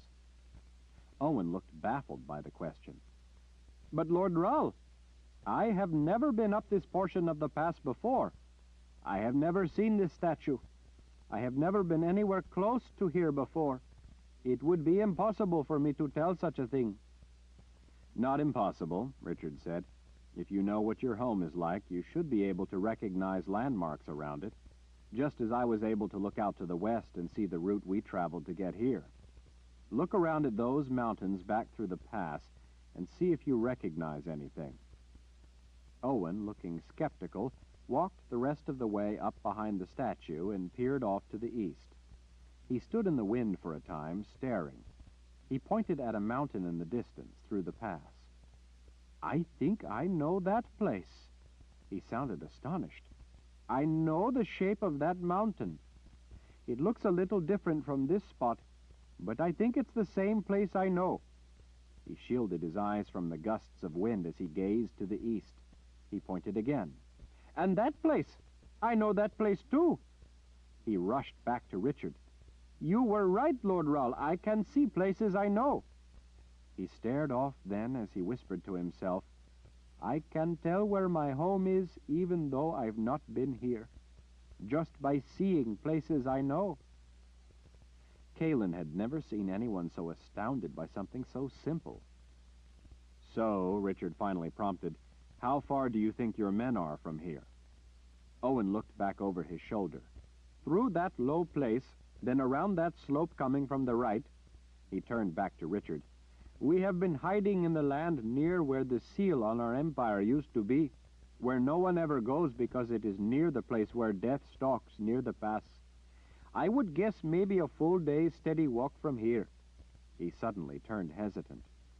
But I am wrong to be confident of what my eyes tell me. I may just be seeing what my mind wants me to see. It may not be real. Richard folded his arms and leaned back against the granite base of the statue as he gazed out toward the pillars of creation, ignoring Owen's doubt. Knowing Richard as she did, Kalin imagined that he must be considering his options. Standing beside him, she was about to lean back against the stone of the statue's base, but instead paused to first brush the snow off from beside where the warning beacon rested. As she brushed the snow away, she saw that there were words carved in the top of the decorative molding. Richard, look at this. He turned to see what she saw, and then started hurriedly brushing away more of the snow. The others crowded around, trying to see what was written in the stone of the statue's base. Kara, on the other side of Richard, ran her hand all the way to the end to clean off the entire ledge. Kalin couldn't read it. It was in another language she didn't know, but thought she recognized. Haidaharan? Kara asked. Richard nodded his confirmation as he studied the words. This must be a very old dialect, he said, half to himself as he scrutinized it, trying to figure it out. It's not just an old dialect, but one with which I'm not familiar. Maybe because this is so distant a place. What does it say? Jensen wanted to know as she peered around Richard between him and Kalin. Can you translate it? It's difficult to work it out, Richard mumbled. He swiped his hair back with one hand as he ran the fingers of his other lightly over the words. He finally straightened and glanced up at Owen, standing to the side of the base, watching. Everyone waited while Richard looked down at the words again. "I'm not sure," he finally said. "The phraseology is odd." He looked up at Kalen. "I can't be sure. I've not seen Hi Daharan written this way before. I feel like I should know what it says, but I can't quite get it." Kalen didn't know if he really couldn't be sure, or if he didn't want to speak the translation in front of the others. "Well, maybe if you think it over for a while, it might come to you," she offered, trying to give him a way of putting it off for the time being if he wanted to. Richard didn't take her offer. Instead, he tapped a finger to the words on the left of the warning beacon. "This part is a little more clear to me. I think it says something like, 'Fear any breach of this seal to the empire beyond.'" He wiped a hand across his mouth as he considered the rest of the words. "I'm not so sure about the rest of it," he finally said. "It seems to say, 'For beyond is evil, those who cannot see.'" "Of course," Jensen muttered in angry comprehension. Richard raked his fingers back through his hair. "I'm not at all sure I have it right. Something about it still doesn't make sense." "I'm not sure I have it right." "You have it perfectly right," Jensen said. "Those who cannot see magic. This was placed by the gifted who sealed those people away from the rest of the world because of how they were born." Her fiery eyes filled with tears. "Fear any breach of the seal to the empire beyond, for beyond is evil, those who cannot see magic." That's what it means. Those who cannot see magic. No one argued with her. The only sound was the rush of the wind across the open ground. Richard spoke softly to her. "I'm not sure that's it, Jen." She folded her arms and turned away, glaring out toward the pillars of creation. Kalen could understand how she felt. Kalen knew what it was like to be shunned by almost everyone except those who were like you. Confessors were thought of as monsters by many people. Given the chance, Kalen was sure that much of the rest of humanity would be happy to seal her away for being a confessor. But just because she could understand how Jensen felt, that didn't mean Kalen thought the young woman was right. Jensen's anger at those who banished these people was justified, but her anger at Richard and the rest of them for having the same spark of the gift, which made them in that way the same, was not. Richard turned his attention to Owen. "How many men do you have waiting in the hills for you to return?" "Not quite 100. Richard sighed in disappointment. "Well, if that's all you have, then that's all you have. We'll have to see to getting more later. For now, I want you to go get those men. Bring them here to me. We'll wait here for you to return. This will be our base from where we work a plan to get the order out of Bandakar. We'll set up a camp down there in those trees where it's well protected." Owen looked down the incline to where Richard pointed and then off toward his homeland. His confused frown returned to Richard. "But Lord Rahl, it is you who must give us freedom. Why not just come with me to the men if you want to see them?"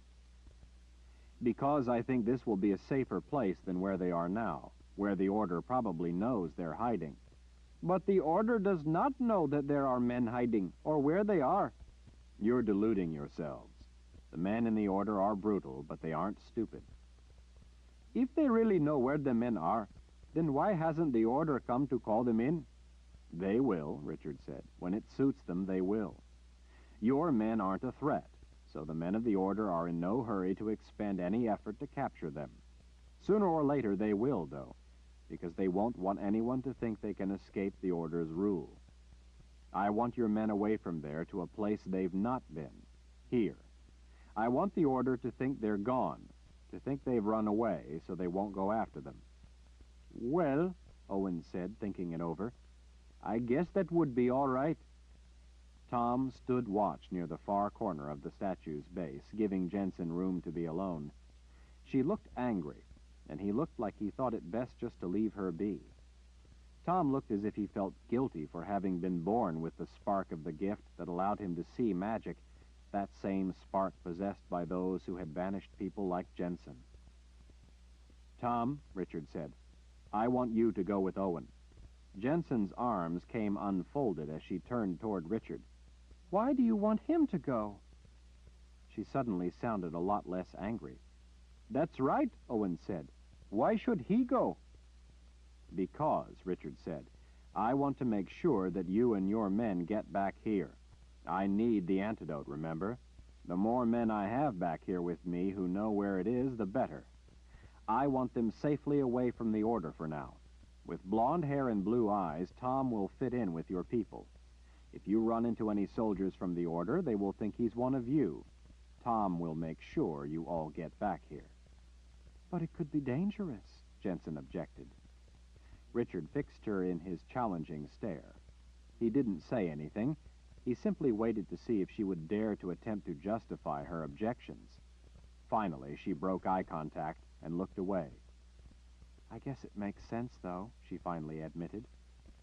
Richard turned his attention back to Tom. "I want you to see if you can bring back some supplies. And I'd like to use your hatchet while you're gone, if that's all right." Tom nodded and pulled his hatchet from his pack. As Richard stepped closer to take the axe, he started ticking off a list of things he wanted the man to look for. Specific tools: yew wood, hide glue, pack thread, leather, and a list of other things Kalin couldn't hear. Tom hooked his thumbs behind his belt. "All right? I doubt I'll find it all right off. Do you want me to search out what I can't find before I return?" "No. I need it all. But I need those men back here more. Get what's readily available, and then get back here with Owen and his men as soon as possible." "I'll get what I can. When do you want us to leave?" "Now. We don't have a moment to lose." "Now?" Owen sounded incredulous. "It will be dark in an hour or two." "Those couple of hours may be hours I need," Richard said. "Don't waste them." Kalin thought that he meant because of the poison, but he could have had the gift in mind. She could see how much pain he was in because of the headache caused by the gift. She ached to hold him, to comfort him, to make him better. But she couldn't make it all just go away. They had to find the solutions. She glanced at the small figure of Richard standing on the base of the statue. Half of that figure was as dark as a night stone, as dark and dead as the deepest part of the underworld itself. Tom swung his pack up over his shoulder. "Take care of them for me, will you, Kara?" he asked with a wink. She smiled her agreement. "I'll see you all in a few days, then." He waved his farewell, his gaze lingering on Jensen, before shepherding Owen around the statue and toward the man's homeland. Kara folded her arms and leveled a look at Jensen. "You're a fool if you don't go kiss him a good journey."